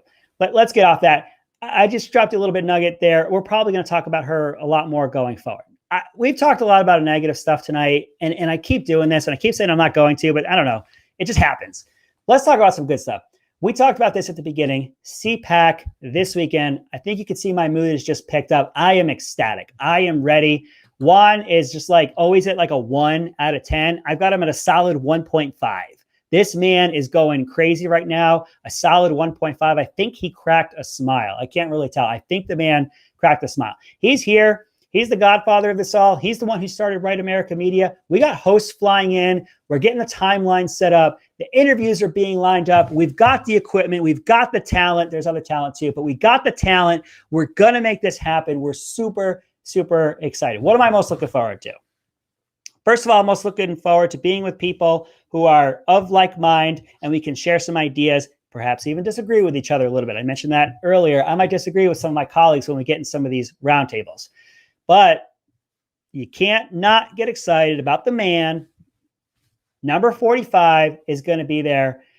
However, my biggest topic, and if you've been following the show for any amount of time, you'll know my biggest topic going into 2022 and going forward is election security. I am not saying widespread voter fraud. I am not. I am saying we can always secure up our elections. We have HR Bill 1 coming forward that the Democrats are going to push through. It's going to lower the voting age to 16. Now you're going to bring in an entire population who is 100% reliant on other people to provide financial services for them. Who do you think they're going to vote for? Not to mention they're currently in a school system which has been bombarding them with the liberal message. They're constantly bombarded with a socialist liberal message on everything on their phones. They're going to get to vote. We're going to give voting rights back to felons. We're going to have universal mail-in balloting. We're going to have absolutely no ID for this. We're going to centralize it in DC. That alone right there is unconstitutional. It is specifically written in the Constitution that the states will handle that. DC wants to take it. Ironically, it's in response to people losing faith in the electoral process. So we point to them and say, you changed the rules. You changed the rules in Pennsylvania and Georgia and Michigan and other places. You changed the rules. And that has led to us having less faith in the electoral process. Your solution to that is to change the rules and take even more control of our electoral process and give us even less insight and less security. My biggest concern going forward is going to be securing the election. I am happy to say I've read through what we have. Earlier, I had mentioned that we have DeSantis going Friday, Don Jr. Friday. We had something big on Saturday, and then the man on Sunday, number 45. Saturday, there's a 7-part series of securing the election. I'm ecstatic. They're taking it seriously. I'm ecstatic to see that this is going to be on our platform going forward. We have to fight this HR 1. We absolutely have to. Again, I'm not saying widespread voter fraud. What I am saying is we can secure this up, and we cannot give this over to DC. Where can you find it? People are blowing me up. Where can I find it? ramtv.live, Right America Media. Find us on Facebook, rightamericamedia.com. I'm going to be live. Put it on the bottom one at 2cent KSJ on TikTok. That's a really fun avenue. I got over 40,000 people following me over there right now. We're really excited about it. Where else can you find it? If you don't want to go that route, Fox Nation. Okay, it's a subscription service. Nah, you don't need that. You're going to come over to us. You're going to follow us. RightAmericaMedia.com, RamTV.live, Right America Media on Facebook. I'm not going to let you guys get away with this. I'm not going to let you go off to the mainstream media. You're staying with us. We don't want their BS. We don't want it filtered. We don't want it not covered. We don't want it covered in their way. We don't want them cutting away when Trump is talking and then interpret for us what he's saying. We want the real deal. And you're going to get that right here. I know it sounds cliche, but I'm going for it. I'm going for the cliche tonight. Follow us, ramtv.live, Right America Media on Facebook, rightamericamedia.com. You can see I'm excited. It's going to be a great time. I want you to follow us throughout the day. Follow all of us on social media. You can get all the places that I've already mentioned. Keep coming back for more. At night, we're going to be going live on all the same channels that you see here. You're going to be able to interact with us. You can ask us questions from the day. You can ask us questions that maybe will shape our next discussions in the morning or that next day. It's a really exciting time. We're all very, very excited. So with all that said, and with all the plugs aside, this has been my 2 cents on the media just being the worst.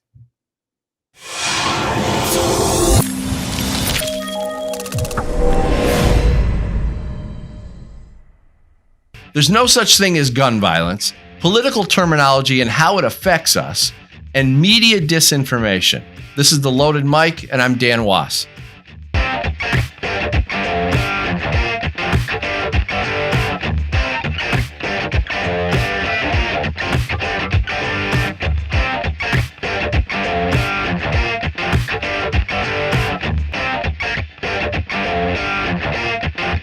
You're listening to The Loaded Mic.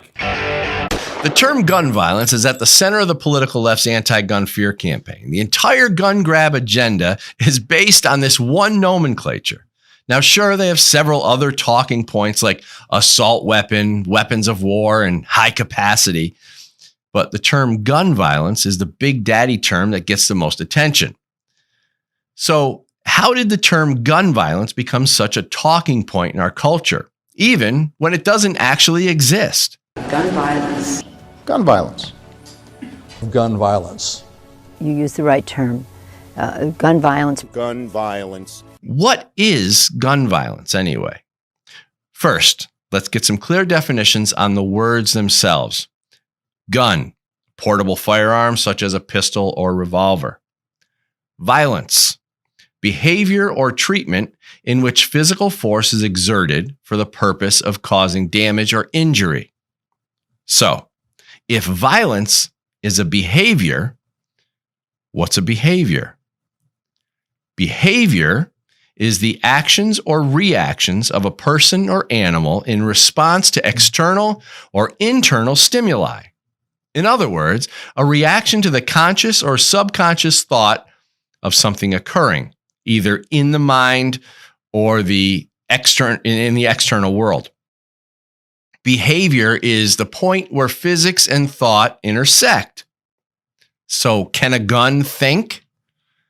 When we put the word gun before violence, we have to assume that a gun has behavioral tendencies and can take action on its own. Otherwise, the term gun violence falls on its face.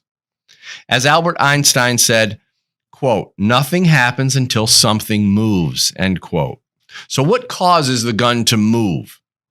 Is it able to behave and take action? Or can behavior only be an attribute of a person or animal? We often hear the saying, I left my guns home alone all day, and they didn't move. Sir Isaac Newton agrees. He said, quote, "Every object persists in its state of rest or uniform motion in a straight line unless it's compelled to change that state by forces impressed on it," end quote. So in order for a gun to be violent, it must behave in a certain way and act on its own free will, or something must move first to cause force to be impressed upon it.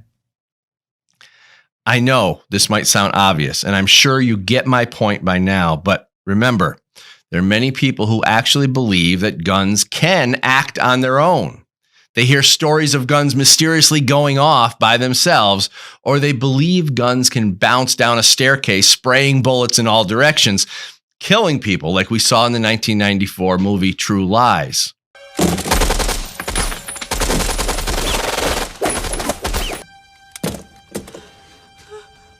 Even worse, the anti-gun fearmongers can encourage the irrationally fearful to believe that guns can somehow cause people to become violent. In other words, the gun made him do it. And you stayed on. But KSok? most likely, they've attached the word gun to their own internal definition of the word violence and built imagery and beliefs about guns off of that.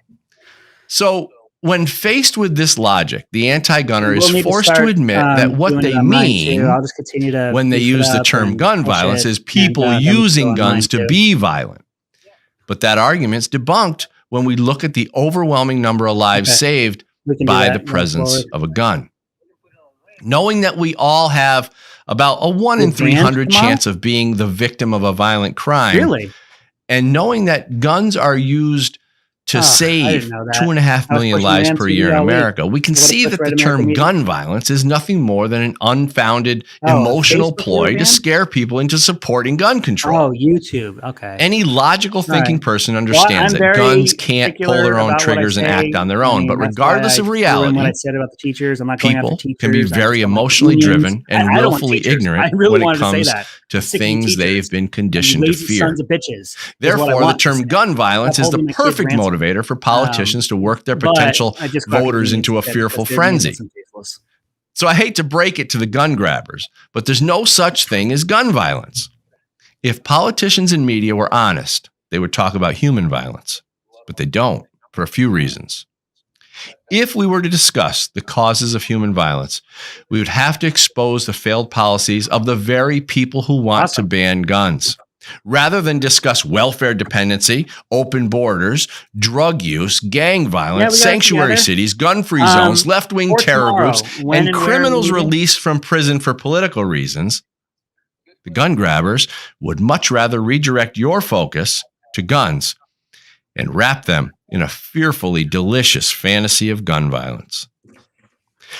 We're here today to talk about this, but to also talk about other terms and other forms of terminology that shape our society and the way we act.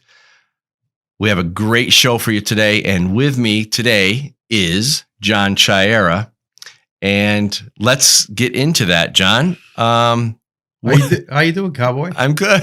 Oh my God. Yeah, let's. I have a list. I knew I couldn't survive that one. All right. Oh, so what we want to talk about then is some terms that are prominent in our society that shape the way we act, right? Yeah, and we should definitely dig. Before we go to that, though, I think a little bit of context on why that even exists. Okay. That's the bigger picture of the way we've been inundated by the media. Okay. To believing that consensus is what matters. As long as we all agree on this, then this is the right thing. Right. So within that framework, you start putting these terms in there, and you got like brainwashing classes all over the place going, right? Because people are just accepting it. But yeah, terms, we got all kinds of terms that are just, well, gun violence being the major one that you deal with a lot. Yeah, all the anti-gun terms, right. Gun violence. I know Dan Wos Jr. wanted me to talk a little bit about weapons of war. Okay. Weapons of war is one that's used all the time. That's good. Because it creates this imagery that, people are, that there's a war scene in our streets. It's just to induce fear. We know that. Well, I think, again, what just flashed in my mind when you said that, creating that imagery, I think so many, and probably on the right and the left, but mostly I see it coming from the left, that their main way of viewing the world is from a position of confrontation. So they think that everybody's out there fighting all the time anyway. So if you're out there fighting anyway and you got a gun, you're really dangerous. So you're saying that's their perception. Right. That's their they're already perceived. approaching everything like it's a confrontation and like they're going to fight with somebody. So if you take that framework and put guns in there, they're saying, well, I don't want to get shot by a gun.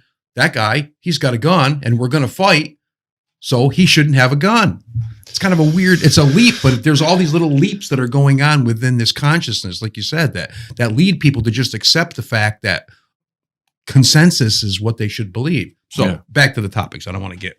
Well, and you know what? I know we don't have time before the break, but after the break, I want to talk about the fake news industry big time and how it influences us. So we're going to get into it. We can get into a lot moving of cool at light stuff. speed the way fake news is now. It's just off the charts. But anyway, so what do you have there for some of these terms? Well, you said gun violence and weapons of war, right? Again, the whole Wild West mentality, like everybody's out there shooting them up and stuff, which is one of the things that I've always noticed about watching old 60s Westerns and stuff is that there's always a moral lesson to be learned.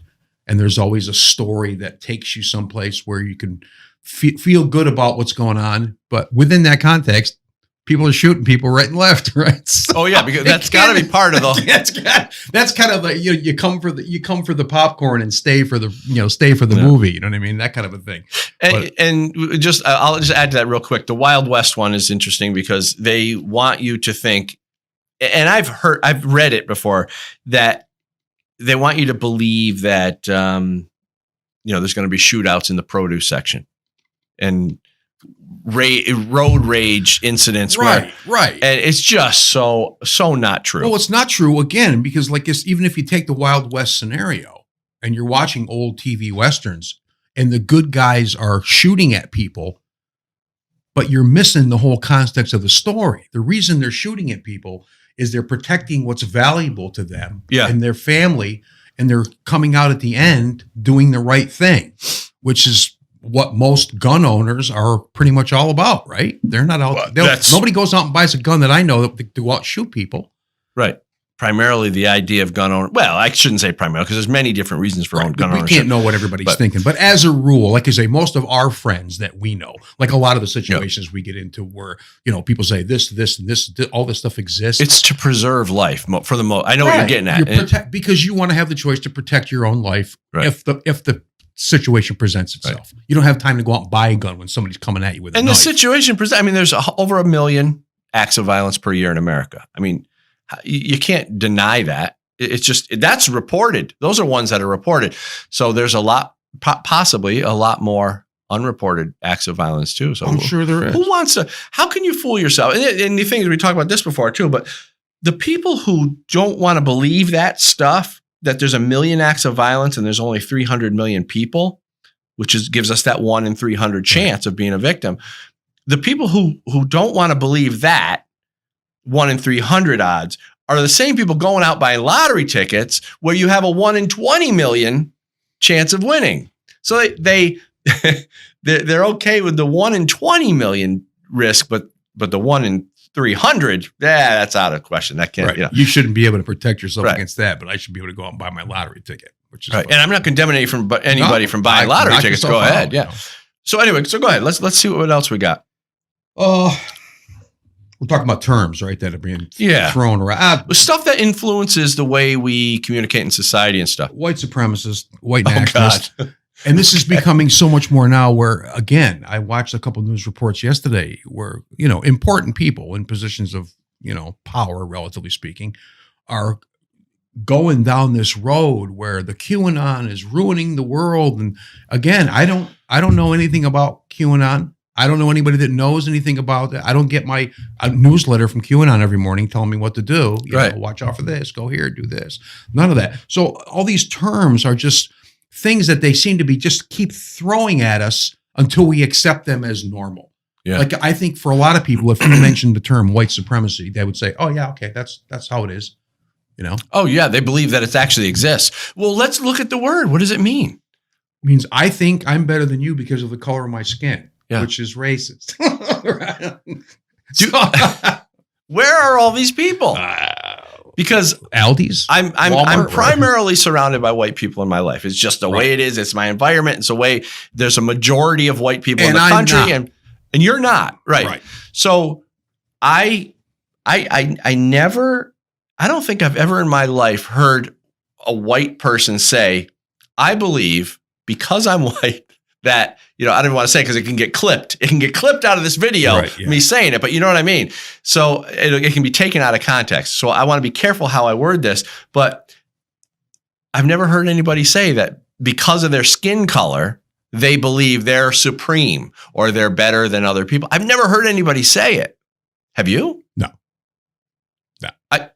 So it's one of those things, again, that I think because of the way the media has indoctrinated people, that they think that that's a thing. But whenever I talk to people, they're surprised when I say that never comes up in a conversation. I've never had a conversation about that with anyone in my whole life. So where does this exist and how does it manifest itself? How does it show itself except you believing it? It's a big belief system. It's a religion, really. It really is. You know what I mean? It's framed the same way. And we're going to talk about this later in the next half hour, but the truth is it doesn't exist. It doesn't exist at any level near what they want you to think it exists. It doesn't exist in any way that if you choose to believe it, that it's going to be useful to you. Like, what's the usefulness of a person walking down the street of any color and walking up to a white person and thinking, that person thinks they're superior to other people because of the color of their skin? What conversation is that? That was a great way to put it, because what you did was you created the scenario and it shows just how mind twisted these people are who believe this stuff. Well, again, if you make something like that personal, a lot of things need to be made general in order to get the general idea of how to make policy and stuff about things. You need to look at big numbers and, things like police violence and against unarmed people that we can talk about later as well. But if you make the white supremacy thing personal, I'm walking down the street, what thoughts are in your head? How do you imagine other people are thinking? The problem is the only people thinking this are white liberals who are pushing this agenda. Big time. Who run the news. Because the people they're accusing of being white supremacists do not walk around all day with these thoughts in their mind. They just don't. And even if they did, you couldn't know that. That's true. You're just guessing. You're going to guess and judge. Throw them in the clink. Take away their guns. They're thinking the wrong thing. So let me say it on this show. The real racists in this country are white liberals. Big time. And it's not a thing about race. It's a thing that's generated within a political philosophy or within a political conversation, and it comes from the political left. Racism comes from the political left. At least modern day, what they call racism. It's all being generated on the left, and it's being packaged and propagated to everyone in a way that people who aren't paying attention believe it to be true. Sure. But the truth is, white people are not walking around thinking that they're superior or better than anybody else. It's the white liberals who are trying to push the agenda to divide people on race. It's their thought process that's generating all this. Right. So the racism occurs in the minds of Democrats, not all Democrats, but the white, not even white, but black. See, that's the thing. It's not even a white-black thing. It's more of a left-wing thing. It is. It's people that think that their agenda is going to be served by creating victims. Right. By making certain people bad because of their skin color and creating victims of other people. They get some kind of power out of that, I guess. I think it's the division, but the point I'm trying to make, and I want to get back to this point, racism doesn't exist in this country at any level near what the political left wants you to believe. All the racism that's being propagated and spewed and cultivated and pushed into our society, into our environment, it comes from the political left. They are the racists. Right. not the people that they say are the racists. Exactly. Because we know those people and we don't know any racist. Exactly.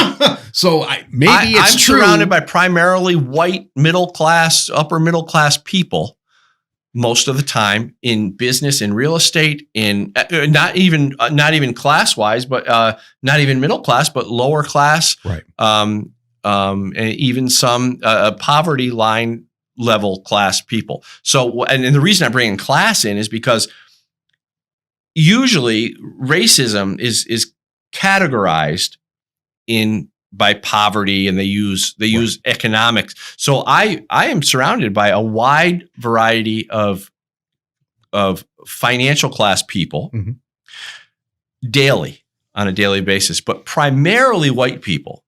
It seemed to be in my environment, and I never hear a word of racism coming from these people. Financial class is probably a much better indicator of any kind of friction that might be generated rather than race, right? I would think. I mean, poor white people have more in common with poor black people than they do with rich white people. You're probably right. Their situations are very similar. They're normal daily life situations, things they have to deal with, living arrangements, money, government assistance, all kinds of things are much more similar between people of a certain financial class. It's got nothing to do with skin color. Right, because your financial, you're exactly right. Your financial class is probably going to put you in certain environments more than the color of your skin. You're absolutely right. So the white supremacy stuff is a bunch of nonsense. It's hogwash. And just as a side note too, about how like a lot of things that happen policy wise, because somebody thinks it's a good idea and it's the right thing to do, basically ends up hurting poor people more than anybody, whether it's energy, immigration, any kind of policy that the government puts into place. If anything bad happens, it's going to happen to the poor people. It's the people that are making the laws. Nothing's going to happen to them. Right. But my experience has been in my work is that the downside of it is that even the people that don't have a lot of money come into situations looking for reasons why the other person is against them. Like I have people come into the studio and they're already of the mindset that I'm going to rip them off. And is it because you're white? Or I don't know. I wish I knew. I don't know. I don't assume anybody's going to adopt a certain behavior because of, the color of their skin. It's got nothing to do with anything. I mean, So, but that's the bad part is that I think the indoctrination really preys on the people who are least able to resist it because they don't have money. It's like people around the world. This is a great segue into the whole other, how different policies affect the poor people the most. You get rich people making policies that poor people are going to have to deal with, and they don't have the means to deal with it. So how about we help them get the means to deal with it so that then we're all on a much more level playing field as far as how to create policy globally that makes sense for more people. They don't want to do that. No, not at all. It's all separation. It's not. And I think that's why we have such a robust welfare system. Welfare in this country it's huge. I mean, the number of people that are on it is huge. Right. And the way Democrats want to keep people on it it's blatantly obvious. You can't even deny it when you see it, because what they're always trying to do is say, look, you're entitled to this. Right. Or you not having a job and coming from 3 generations deep of joblessness, that's not your fault. That's racist. That's because of racism. It's because of whatever. Well, see, so here's what we want to do. Here's what we Democrats, they're saying, want to do. We want to make sure that you have all the entitlements that you deserve, everything you're entitled to. And people take that and they go, yeah, I am entitled to that. You're not really, but they think they're entitled to it. And that creates more entitlement, more welfare dependency. That makes sense. And that keeps people, to your point, dependent on government. And it keeps them voting a certain way, because Republicans are saying, no, we want to stop this government dependency called welfare. We want people to get jobs. We want to give money or benefits or tax reductions or whatever to the corporations who are going to be creating the jobs, because that's going to put people back to work. And that even on a bigger picture, again, I'm going to be going globally today on a bunch of things, is that things like climate policy that cost hundreds of trillions of dollars. Who's paying that? The people that whoever is in charge is making guilty. Yeah. And who's suffering still are the people that aren't being helped by all these trillions of dollars being spent, because they still don't have any money, because they don't have energy in their village in Africa. So they die. But we're all, it's all about the blame game and putting blame on people instead of actually helping people and fixing problems. And in order to keep that climate fear alive, they use, and I know one of the terms because I saw the list. One of the cowboy. One of the terms is climate denier. Stupid, right? So that's another way of guilting people into believing in this the death of the world. And you create a category, and anybody who doesn't agree with the consensus, you just throw in that pile. Well, they're this. Wait a minute. I did it last night. I posted a video and I asked people to watch it. Like, let's just go through and watch these. All UN numbers. This is, kind of giving us oversight on costs of things. But first thing, you climate deniers. I says, nobody's denying the climate. The guy in the video said 15 times that he's not denying the science. He's talking about the economics, and you just keep going there because they're conditioned, right? It's conditioning. And the first thing is that, the typical rule is that if you prove somebody a hypocrite, they're not going to change their mind. They're going to double down and go at you personally and all kinds of all the typical scenarios. Yeah, you can accuse somebody of something and that's just, if you prove it to them, show right in front of their face. You know what I mean? For like the impeachment trial. What else you got? Oh, common sense. Oh, geez, what a stupid term. Well, you can influence people to do just about anything if you use the term common sense, because nobody wants to be seen as nonsensical, right? So this is a common sense. This is a common sense policy. It could be the worst, most heinous thing, killing elderly folks in nursing homes by putting them in there in COVID related, situations. Governor Cuomo, but calling it common sense. This is a common sense measure we're taking to, or whatever. I'm just using this hypothetically. He didn't actually say that, but I'm just using it. It applies everywhere. And people will go, "Oh, I guess it is common sense." I'm going to stand behind that because I'm a pretty sensible person.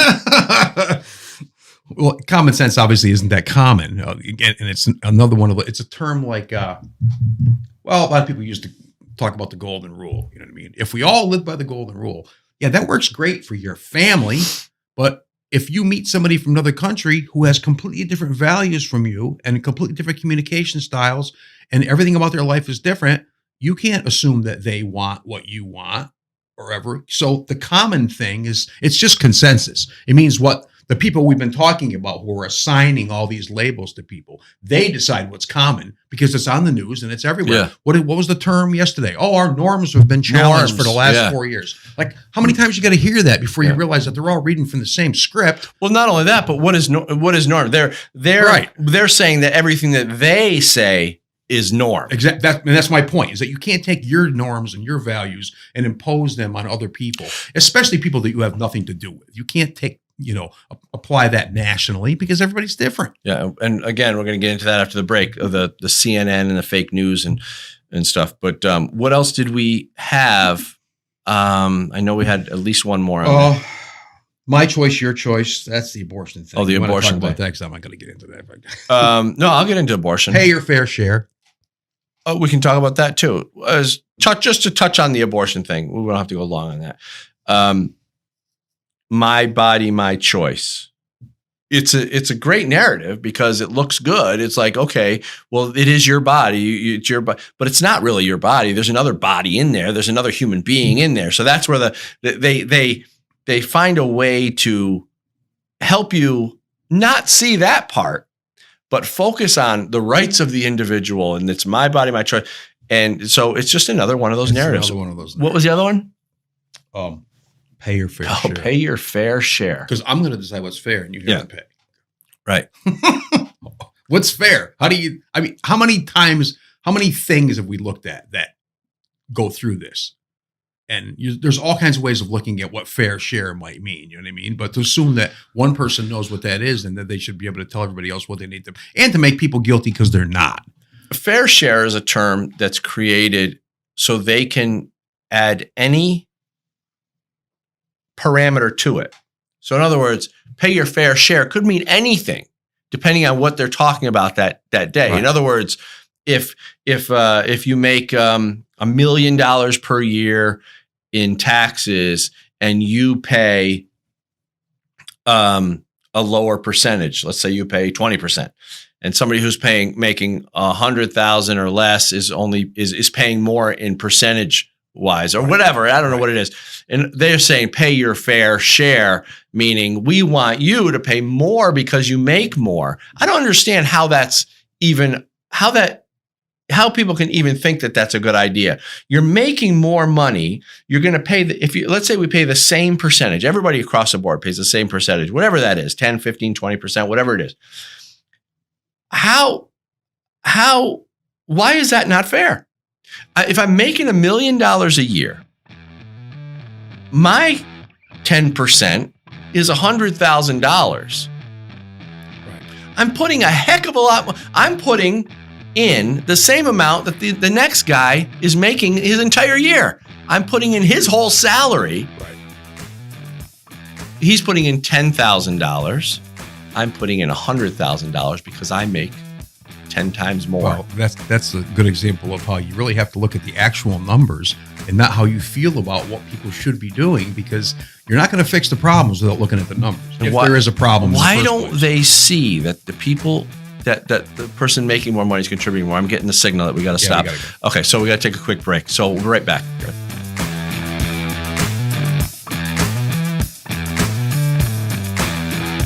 I'm Dan Wos Jr., producer of The Loaded Mic. I just wanted to let you know that you can find us at Simul TV, Right America Media, YouTube, and Rumble. You can also find the podcast at Anchor, Spotify, Apple Podcasts, and Google Play.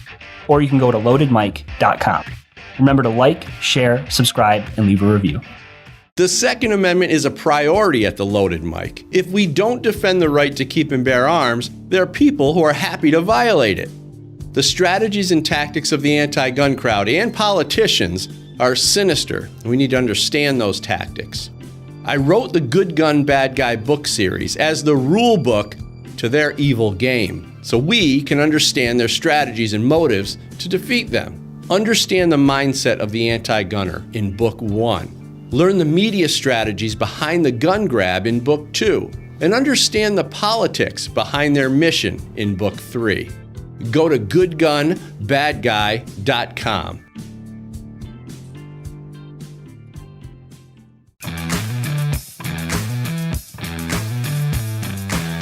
You know, we talked a lot about terminology and the way it shapes our society. I mean, it really does. I mean, anything, just all this stuff, all these terms and stuff.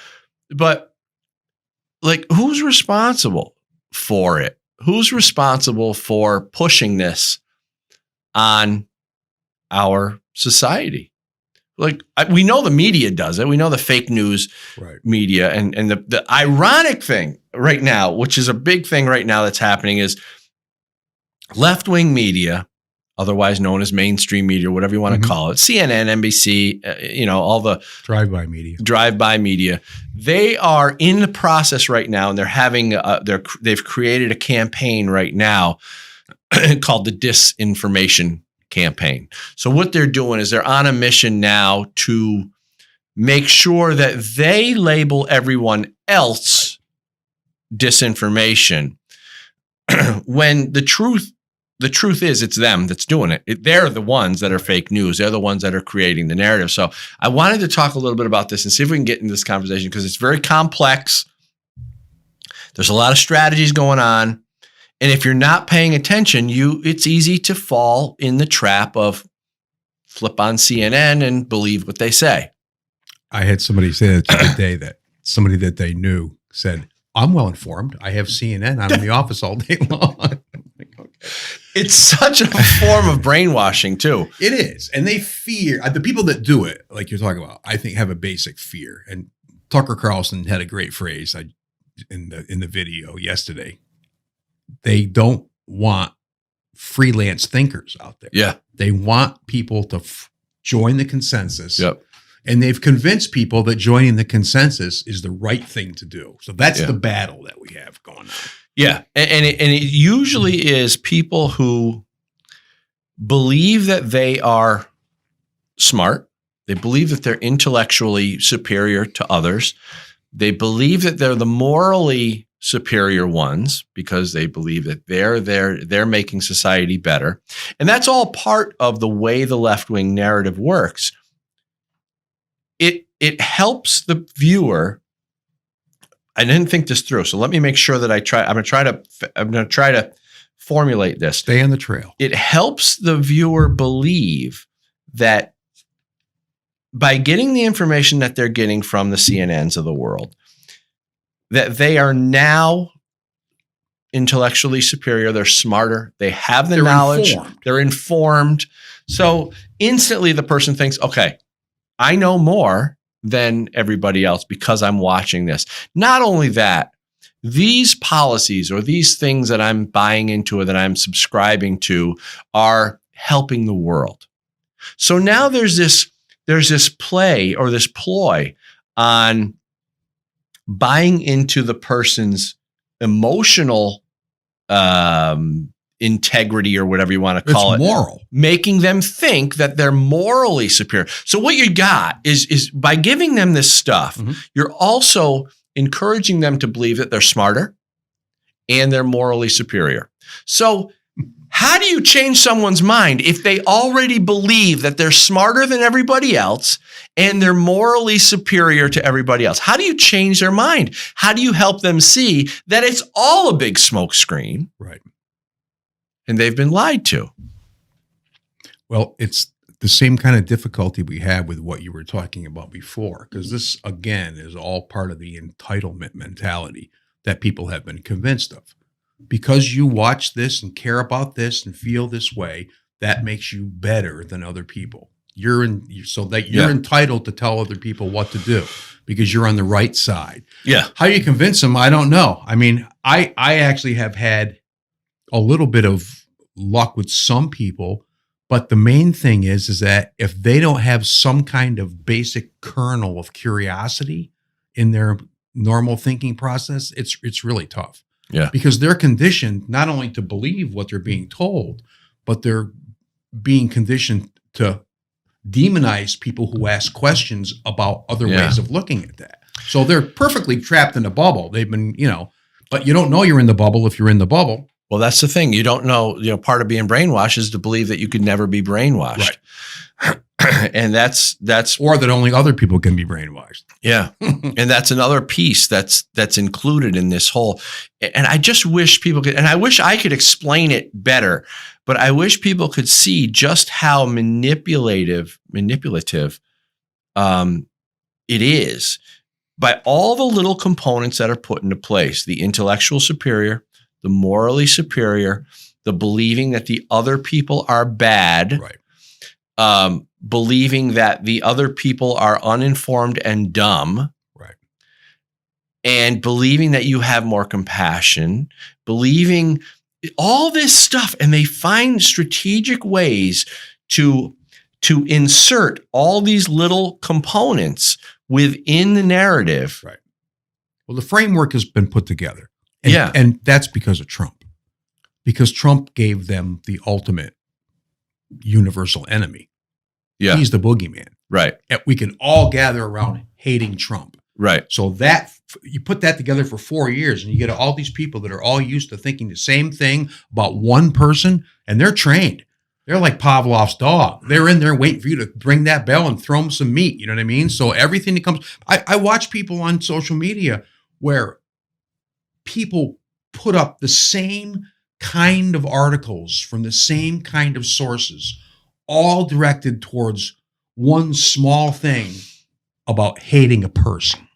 Let's make that person the bad guy. And once you get used to that narrative of that's how you look at the world, you're looking for people, you're looking for it everywhere. And what happens when you're looking everywhere for something? You find it all over the place. So talking somebody out of that is really tough. It's tough. It's very tough.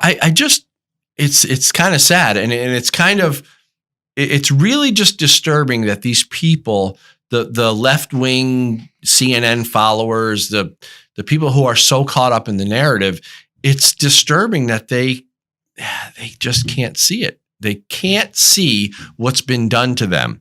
And they'll deny it to the end of the earth. Right. They will never admit that it's them that have been manipulated. It's their thought process that's been toyed with.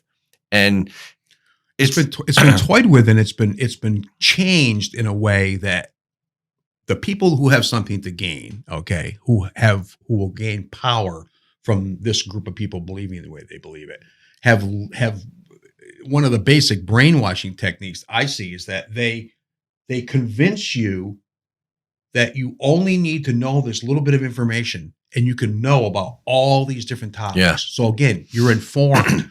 I'm informed. I watch the news. I learned about all this stuff.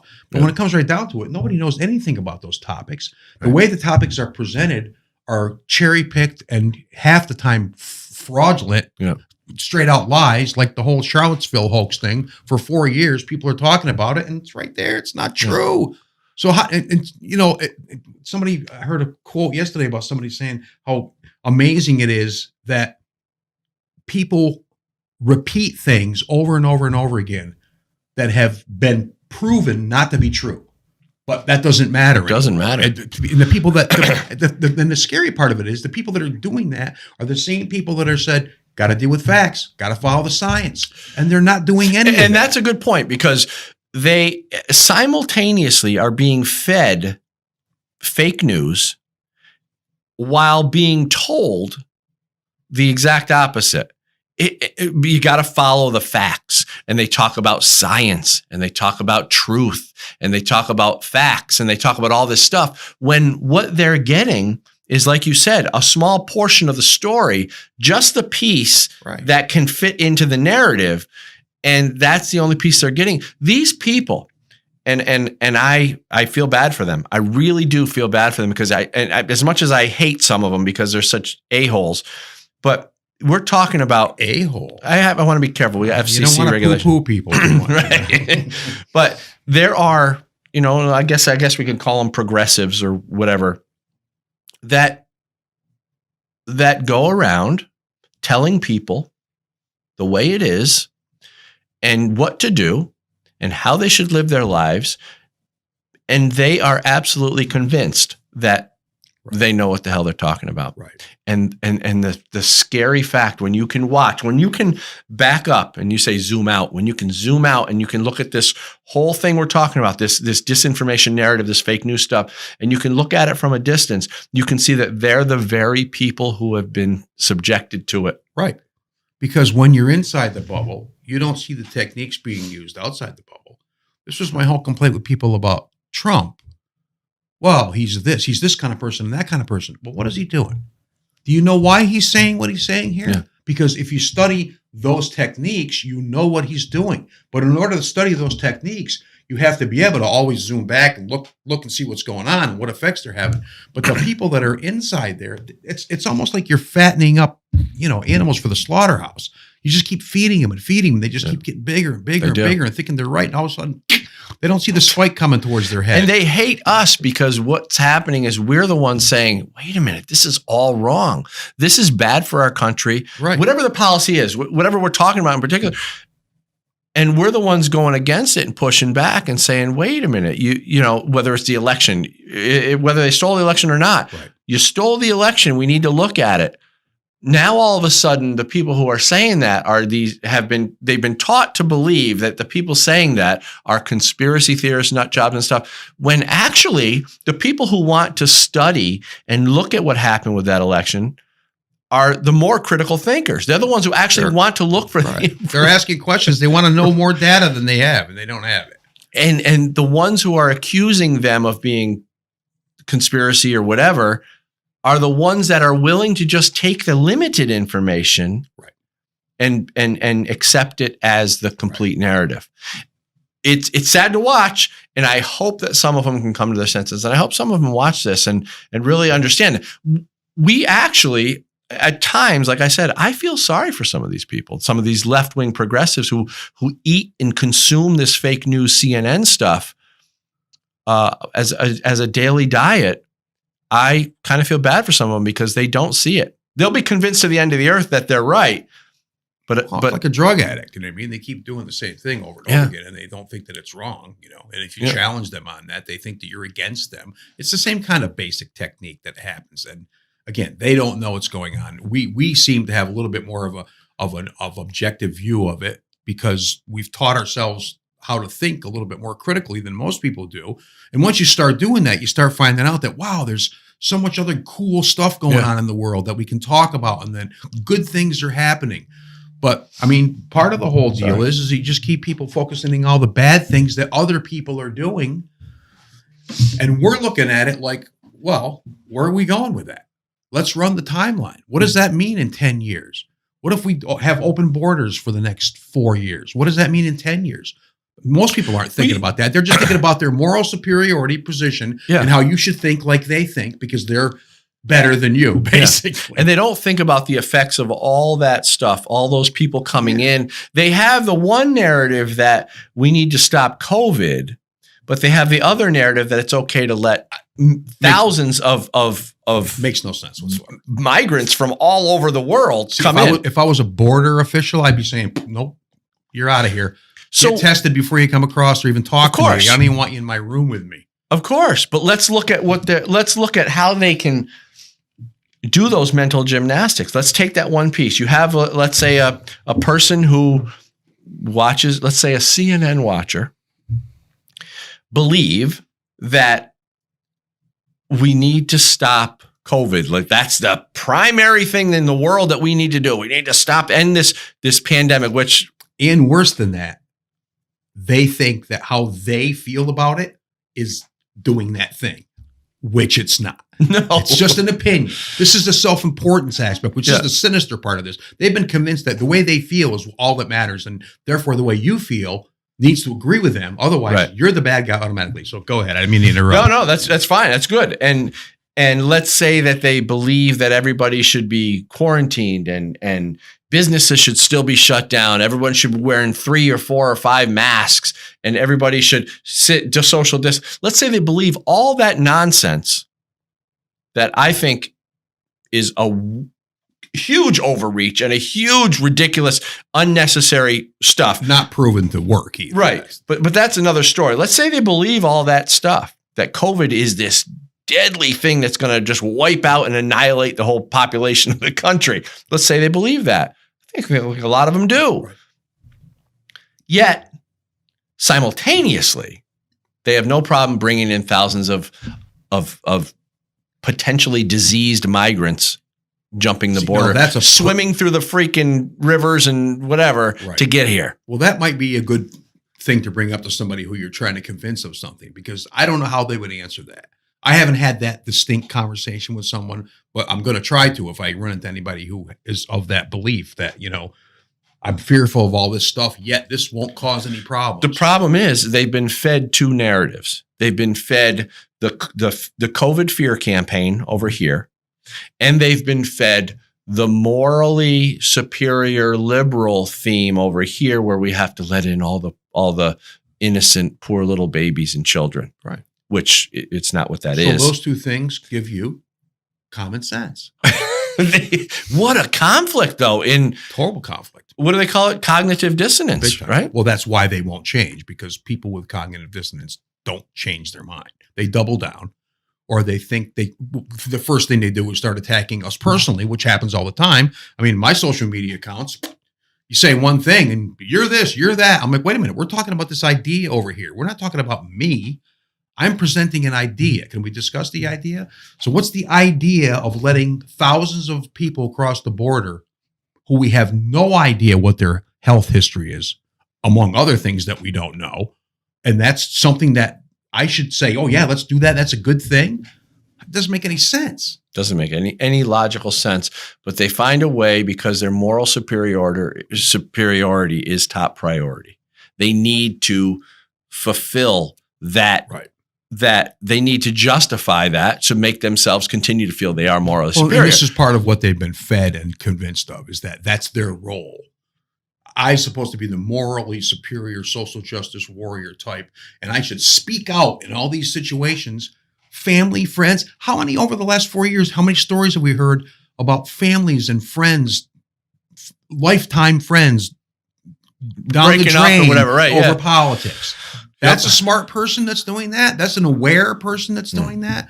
It's mind-bogglingly backwards. And that's how all these things are. It's usually the opposite is true of what people think are true. And that's what's happening. And a lot of times the people that I see that are accusing other people are doing the exact same things that they're accusing the other people of doing. Just from a different context, from a different perspective.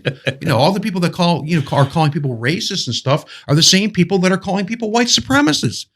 That's racism. What's the difference? And not only that, it's like it's in their thought process all the time. All the time. Front of mind all the time, because that's what happens when you watch the news and you're like this. It's like you never veer off of that. And you feel comfortable not veering. Can't they recognize this? No, they can't. Can't they? What's wrong with people? Can't they listen to what we're saying? Can't they listen to what we're saying right now and say, maybe there's some truth to that? Let's have a discussion about it. Because we see these people accusing everyone else of being racist while going along, and like you said, it's front of mind. It's constant. They look at everything in the world through the lens of racism. That's the first filter that they hit. I'm morally superior. Other people are doing things that are wrong. I should speak up about it. What does that make you out in public? The kind of guy that wants to get throat punched in public half the time, right? You don't go to a party and act like that. They'll freaking throw you out. And they don't recognize that maybe they're the ones who are racist. It's amazing. Well, see, but I don't know about you, but I question myself every day. Sometimes people say stuff to me and I'm like, boy, how do I think about that? A couple encounters, in the studio over the last few weeks where people have come in and we've had confrontations. And I'm like, am I looking at this in a way that's causing me to be maybe unfair, or maybe looking at it in a way that is making me feel like I'm superior or anything? Yeah. But I'm running through that process in my head. The people that have CNN front of mind, they're not running through those processes. They're just lashing out. Well, they know that their position is right. Absolutely. In their mind, they know it because that's what they've been told. Because again, they believe they're intellectually superior. They believe they're morally superior. So how in the world could they ever be wrong? Right. You can't. When you believe that stuff about yourself, being wrong is not an option. How can you be intellectually superior? How can you be smart, super smart, but be wrong at the same time? You can't do it. Well, the actual really smart people know that that's exactly true. I watched the Eric Weinstein and Lex Fridman video for 3.5 hours the other night. And Eric Weinstein is probably one of the smartest people I've ever seen in my life. You're right. The really smart people and recognize. He's like, I'm flawed. That's part of how it is. Yeah. That's what it is. Yeah. But you don't judge the world because a person does something that you don't agree with. You can't do that. Otherwise you hate everybody, which is what's happening. Yeah. People are hating half the country is hating the other half of the country. And it's probably true on both sides to a large degree. I don't know, but all the stuff that I see. I got to tell you right now, I'm not really fond of liberal progressives. And it's because of all this stuff we're talking about. They insist on having things their way when they don't, I think.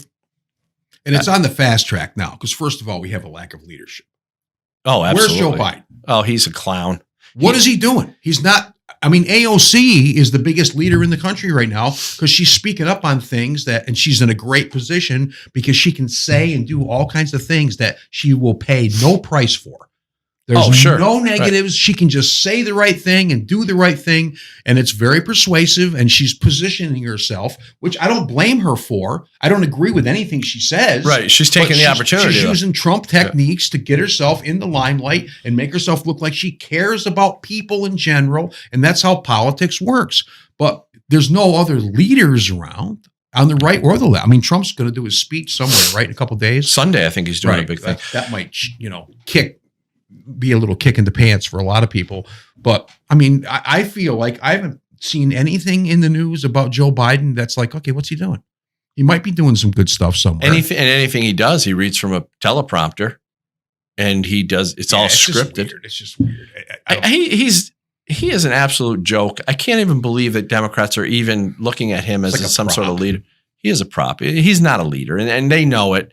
He knows it. Yeah, he's got to know it. I know. You think he's getting up every morning and drinking his Diet Coke and going out there and taking care of business and stuff? Jeez. But I heard today that he actually is doing something to try to put together different supply lines for stuff rather than going through China. Stuff that Trump was doing. Oh. You know what I mean? This is what he's going to end up doing. He's going to end up extending a lot of the stuff that Trump started because it makes sense to do it that way. It does make sense. Because for 70 years, we've been getting our butts kicked by doing nothing and by appeasing people and stuff. I don't know how that, again, it's like, talk about not learning lessons about stuff. It's so frustrating to watch some of these people. And AOC, especially because she's so young, I don't expect her to know, about the Vietnam War and stuff like that. You know what I mean? Because she's too young. But still, at least she's out there pushing. So we need some people that are actually smart pushing on the other side. Yeah. I don't know what to tell you. I'm at a loss for words. So I think one of the big things that the news has convinced people to not worry about is questions about the elections. Okay. About election fraud, basically, is that we should be investigating things, right? And I'm assuming there's people out there that are doing that behind the scenes and stuff might be coming to bear, especially people on Trump's side might be, collecting information and stuff. But I mean, to be logical and to think that the last election was just normal and nothing happened, I don't care if it made a difference or not. We need to know that that process is credible. So let's get at it before 2022 rolls around, and all of a sudden you got a whole new crop of people coming in. I believe the same thing happened in Georgia on that Senate run, and they could have fixed that. They didn't fix it. That was just bad. Yeah, and if this were happening to the Democrats, they would be saying the same thing. They'd be saying, they were worried about it before the election. All the PBS special about how the Democrats were all worried about the Dominion voting machines and everything else, and how this kind of fraud could happen and that kind of fraud. But they found a way to for some reason, because Joe Biden won, none of that fraud was possible anymore. Right? You're a conspiracy theorist if you believe that. I go, no. I just watched your PBS video from last year, and you said were saying exactly the same thing. That's what I'm saying again. The whole lot of the premises is that they accuse you of things that they're actually doing themselves. Well, that's exactly it. And if people could recognize that, and here's a good technique maybe we should try. My recommendation: anytime they say something and accuse somebody of something, left-wing media. Anytime left-wing media accuses somebody of something, consider the possibility that they may be doing the exact same thing.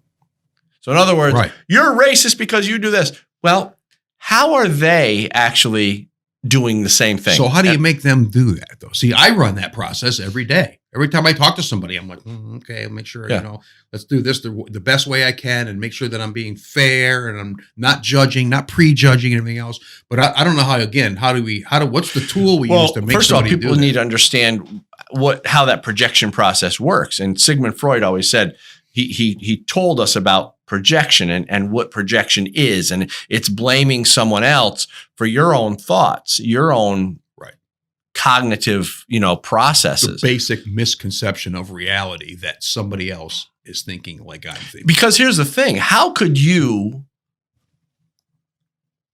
know that someone else is thinking something unless you are already thinking it, or you at least understand You can imagine it. You can try imagine it on it, and say, this feels good to me. Well, that's the thing. That's what people do. They judge intent, which is what I argue with people all the time. You don't know their intent. If they tell you that's their intent, well, talking about Bill Gates and different people and this and that, and Elon Musk, well, I know what's in their heart. No, you don't. Yeah. Did they tell you? You know what's in your heart, right? And you're pretending that what's in your heart is in their heart. Worse than that, you're Joe Sixpack. He's Bill Gates. How would you imagine you know what he's thinking? True. It makes no, it's the farthest thing from any kind of reality that could possibly be. And yet the news is saying, well, because of this, then Bill Gates is evil and this. And I'm not even know that much about Bill Gates. I'm just using him as an, but they use Elon Musk as the same thing. Yeah. Well, he's this and he's that, blah, blah, blah. I says, yeah, he's also offering a $100 million prize for somebody who develops the best carbon capture technology. You know what that means? That if something happens 40 years from now and we need to lower the amount of carbon dioxide and cool the earth drastically, there will be a technology. Because if there isn't a technology, there's not a technology. Is that good? No. We have no tools. The people that actually do stuff are the ones that are demonized by all these armchair quarterbacks that watch CNN in the office all day and think they're supposed to tell people around the world how they should act. Just weird. Yeah, I mean, yeah. So, I don't know. So I guess the moral of this story is stop watching fake news. And there's so much more information out there. There's so much. I mean, insane. You can go to a whole bunch of different people. I mean, we listen to a lot of guys. We listen to, like Jordan Peterson or Scott Adams or Ben Shapiro or Breitbart News. I like Breitbart. There's all sorts of publications, like in the gun world. We have all sorts of publications in the gun world. And information that the gun haters don't know anything about. Yeah. Right? And this is my whole contention with people. You're criticizing something you know nothing about. Yeah. Why would you do that? I would never think about doing that. No. As a matter of fact, let me get a quick plug, but I write for AmmoLand, Daily Caller, Reactionary Times, which is another publication that's come out, Truth About Guns. I write for these publications that they're awesome. They have a collection of writers who are focused on the topic of Second Amendment or topic of hunting or the topic of, so everybody comes in with a specialized knowledge, researched and studied and a wealth of knowledge. Why don't you go to these people to find out this information? Why would you go to a Bloomberg funded study that's promoted by Moms Demand Action to get actual information? Right. You know what they're doing is spinning the truth. You're reading hit pieces and judging people based on a hit piece. Exactly. Jordan Peterson's a perfect example. People read stuff about, he's this and he's that. You don't know anything about this person. Yeah, no idea. If you actually listen to Jordan Peterson and you heard his philosophy and his well, I just watched a show last night, a video I posted on my Facebook page, and we're almost out of time. But Paul Vanderklay was talking to this guy who got involved with him because of John Vervaeke, who's another religious kind of studies guy, and Jordan Peterson. But they talked about how misleading everything that you hear about people are if you just watch the mainstream. We got to save it for the next show. Yep. Cool. Great show. Thanks, John. Thanks so much for watching The Loaded Mic on YouTube, Rumble, Simul TV, and Right American Media. You can also catch the podcast on Apple Podcasts, Spotify, Anchor, whatever your favorite podcast app, we're there. I'm Dan Wos. The Second Amendment is not a privilege. It's your right.